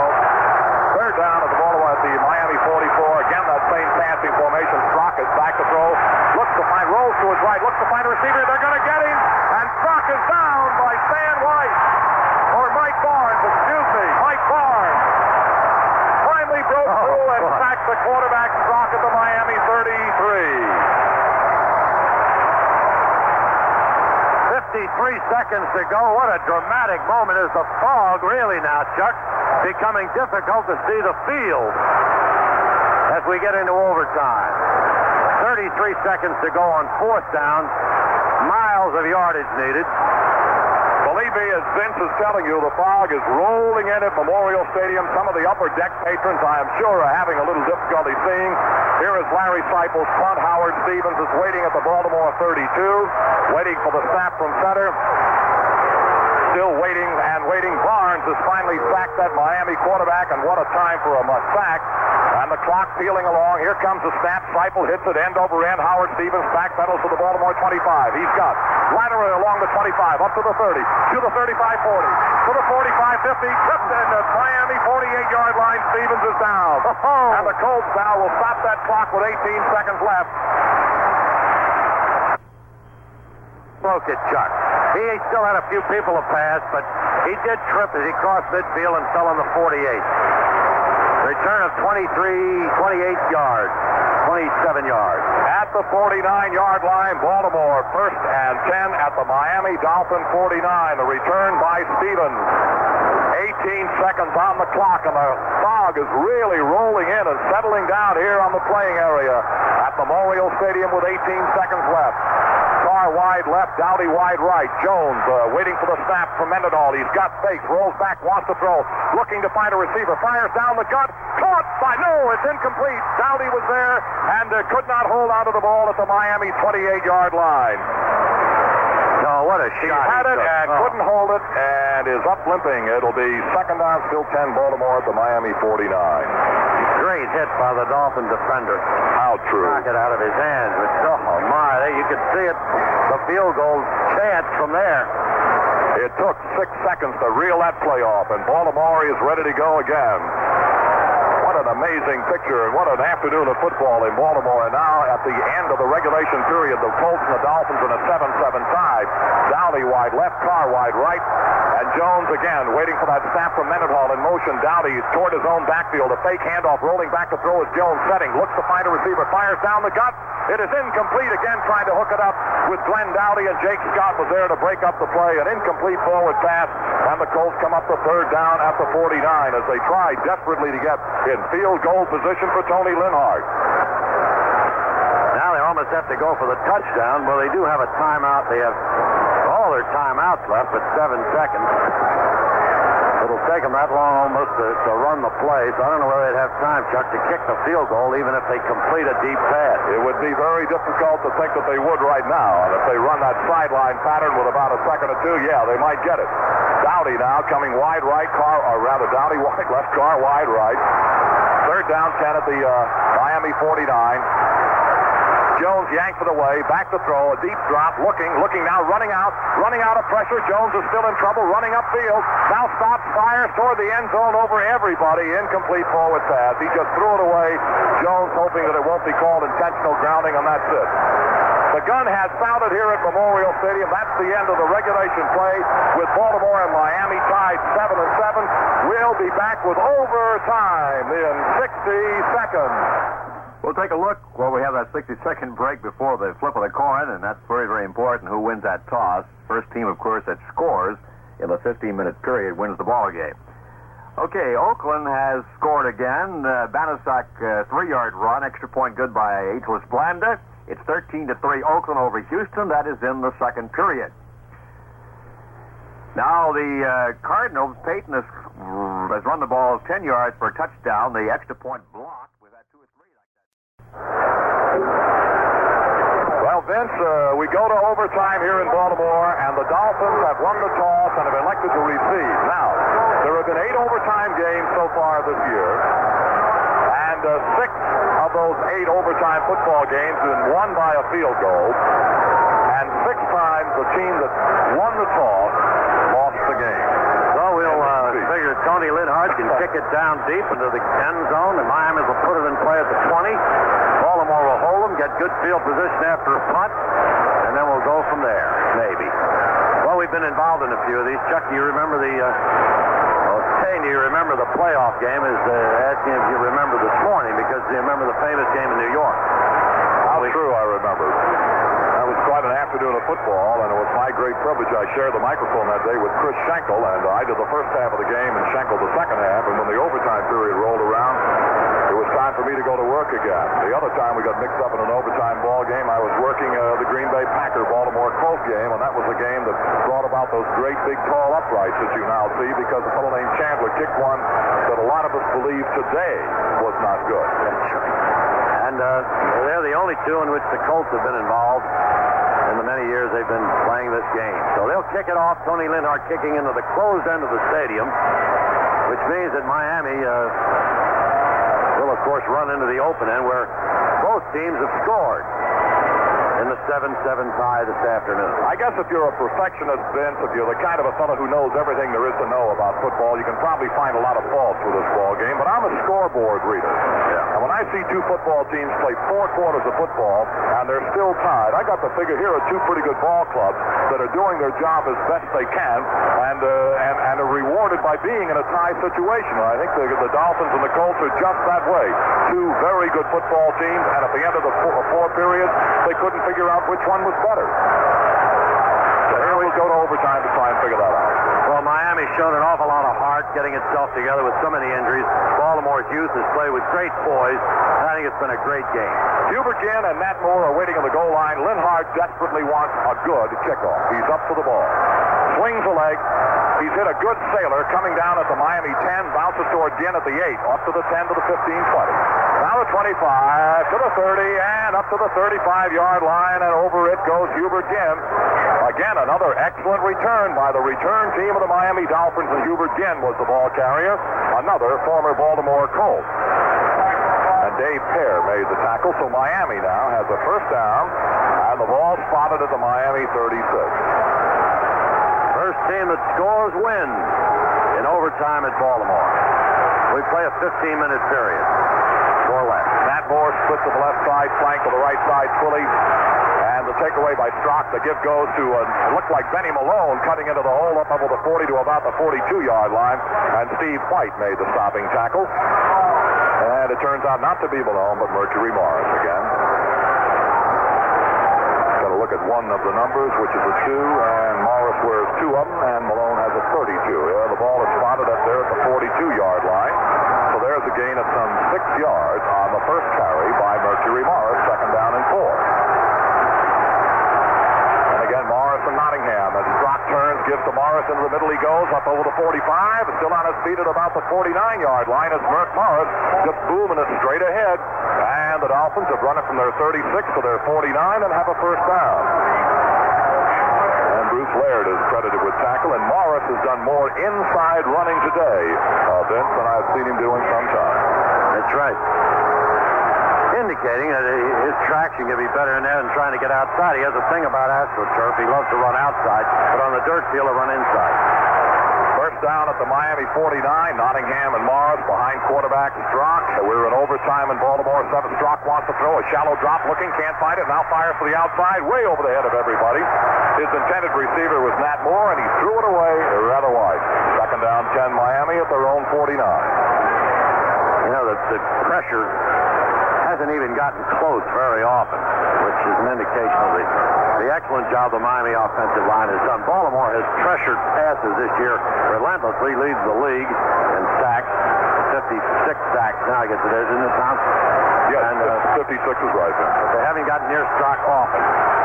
Now, second down, 10, still at the Miami 49. They present a split backfield. No man directly behind quarterback Strock on a second and 10. A takeaway by Strock. He went on the draw. He gives it to Bullock. Down the middle goes Brew, and he is hit at about the Baltimore 47 or 8-yard line and taken down by Jim Chiunsky. And down on the bottom of the pile, Joe Ehrman. And Miami keeps shuttling 2 and 3 players at a time. The ball is spotted at the Baltimore Colts 47-yard line. The gain of some 4, third down and 6, and here's one of those great big plays for the Baltimore Colts defensive unit. Strock brings them out. He's got Larry Seifel. He's got Norm Bullock set in behind him. He's got Solomon to one side, the left end. To the other side, it's Matt Moore, all ready to go, waiting for a takeaway. Strock wants to throw a straight drop. Sets up, fires down the middle. It is incomplete and almost intercepted by McLeod. He was intending for Norm Bullock. Fourth down, 6 at the Colt 47. The defense has stopped them, and Larry Seifel is on field. 12:52 remaining in this overtime period.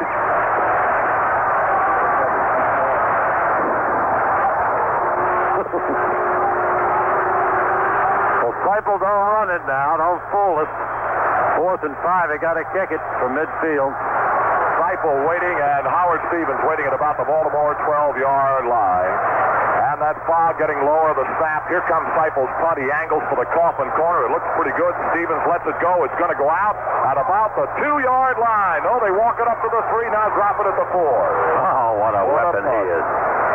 Yeah, he's a good one. They threw to him one time. He made an important first down for them in the regulation time. He's been a great punter, great professional. Larry Seifel, who a long time ago came out of Kentucky 9 years ago. Well, the Baltimore Colts are deep in their own backyard, and it's at the 4-yard line. 12:45 remaining. Now Miami's defense wants to try and throttle the Colt offense and force good field position after the David Lee punt. Well, let's see what Baltimore can do about it. Dowdy in motion. The give goes to the man Mitchell straight ahead. He spills through the middle and jumps up to about the 8 or 9-yard line before Miami is able to contain him, and the Colts now show second down and 5. Around their 9-yard line, Bob Matheson, among others, made the tackle. And coming to the sideline hurt is Lydell Mitchell.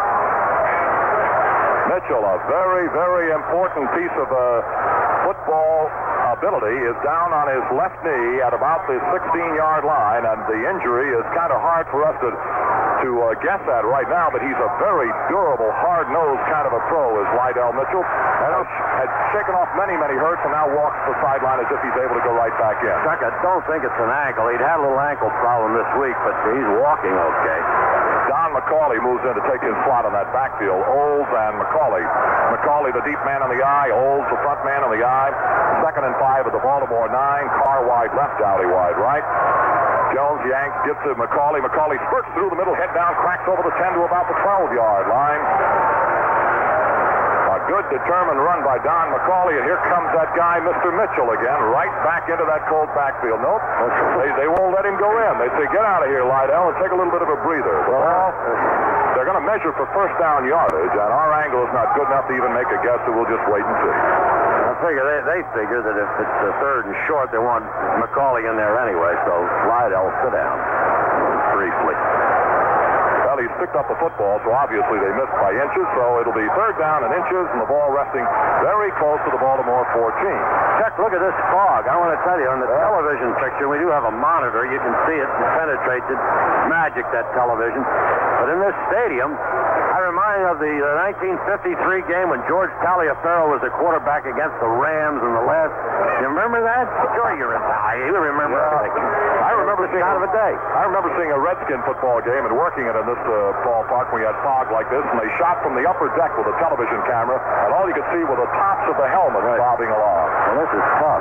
3rd down and inches at the 14. McCauley and Olds settle in behind quarterback Burt Jones. Waiting for the snap. Jones turns, gives to Olds straight ahead. He's got first down and out for the 20, on his feet at the 24. And Jake Scott makes the tackle. Boy, somebody opened a hole, and that man exploded through it for first down yardage. They were figuring McCauley over the pile, and he fooled them.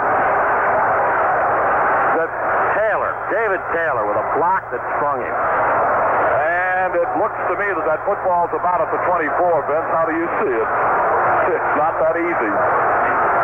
Here comes Dowdy wide to the right side. Carr is wide to the left. And we've got McCauley and Lydell Mitchell as setbacks behind the quarterback, Burt Jones. The takeaway, Jones rolls a bit to his right, wants to throw, looks, now rolls out of pressure and is going to be caught and is taken down inside the 15-yard line. Great pressure from number 74, and that would be Randy Crowder. He pressured Jones, and then the tackle was thrown by Don Reese, the other tackle. So the inside men of the front four of Miami doing the job, exerting pressure on Burt Jones, and the loss is back about to the 15. Now they have to throw, and this makes it very tough because they'll tee off. They'll have to swing it to somebody coming out of the backfield, I think.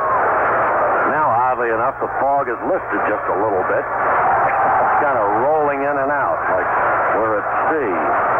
Carr wide left, Dowdy wide right, split backfield, nobody behind Burt Jones. 2nd and 19. Jones drops to the 5, wants to throw. Men are rushing him, throws up the middle.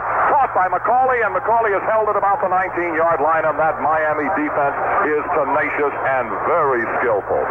Boy, how they diagnose those plays. And getting right to it, number 59 is Doug Swift.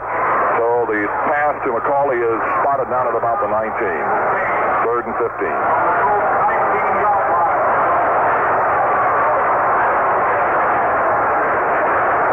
Now you see, if you want to look at your monitor, they're trying to show them on television what that fog looks like rolling in over the stadium. The time, 10 minutes and 2 seconds, and overtime in Baltimore, 7-7 time, Miami and the Colts. Jones 3rd and 15 at the Baltimore 19, rolls to his left, wants to throw, looks to find a receiver, drills his pass, caught by Raymond Chester, and he goes out of bounds at about the 37. I'll take your word for it. Way to go, Raymond. Big play, first down. And the Colts have a first down. The ball spotted around the Baltimore 37, and for WCTR in Chestertown, Maryland, and all of our network stations, we'll pause now for station identification. This is the Metro Media Baltimore Colts Football Network. This is the American Forces Radio and Television Service.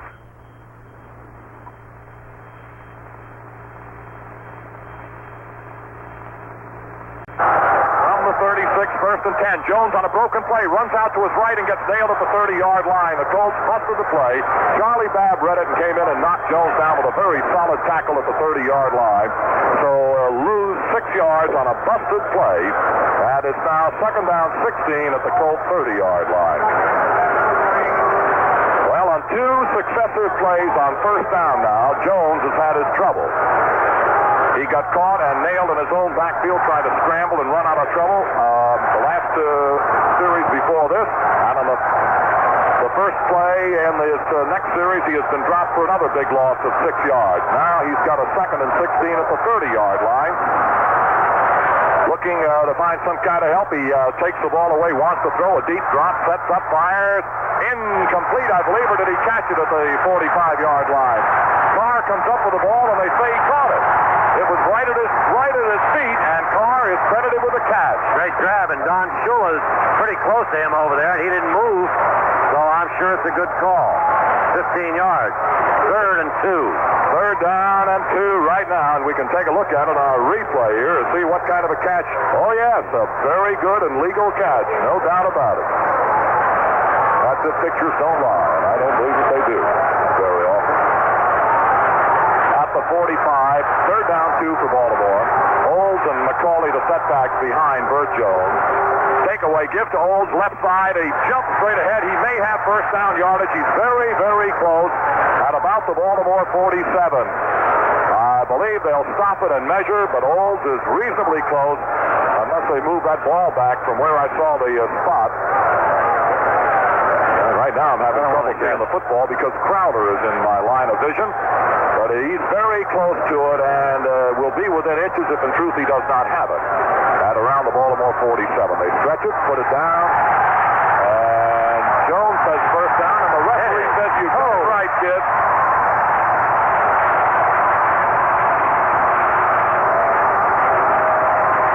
We're told that he made the first down by, well, let's say the length of my nose, but I really don't think he made it quite that much. Right, that's right, man.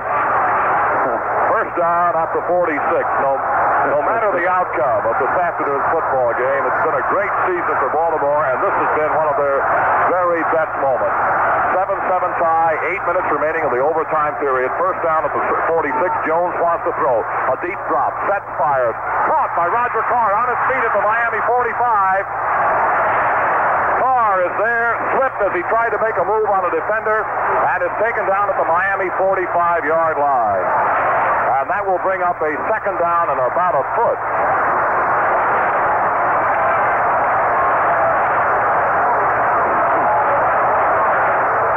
Second down and about a foot right now for the Baltimore Colts. They're resting at the Miami 44.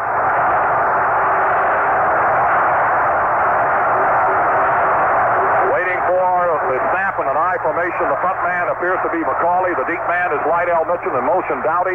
The turn, the gift to Mitchell. Straight ahead. He is in for what looks like first down yardage around Miami's 42. As the Colts ram it right down the throat of the Miami Dolphins and have a first down.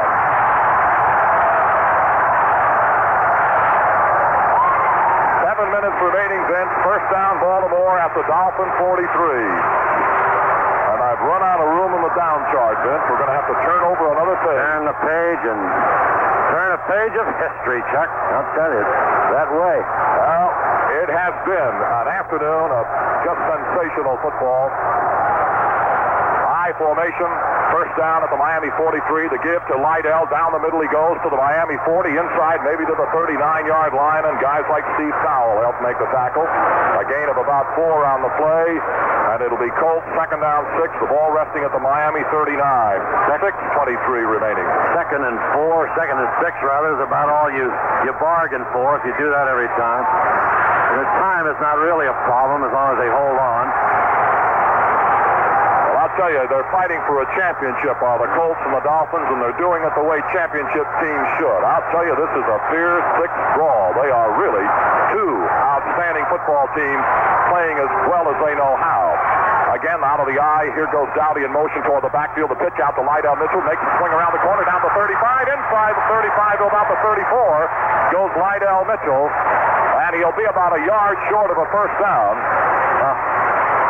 I want to tell you, when Coons and Chester and Collette on that side, I think there's a better right side in the league, an offensive unit, blasting the way for Lydell to move. 5 minutes and 31 seconds on the stadium clock in overtime in Baltimore. Miami 7 and Baltimore 7. Colts with a third down 1 at the Miami 34. As Jones and his teammates come up to that football. With Bill Olds and Don McCauley as setbacks behind the quarterback, Burt Jones. Third down at about a yard. Waiting for the takeaway. The give goes to McCauley. Right side, first down. He's on his feet at the 25, down to the 21. Oh, man.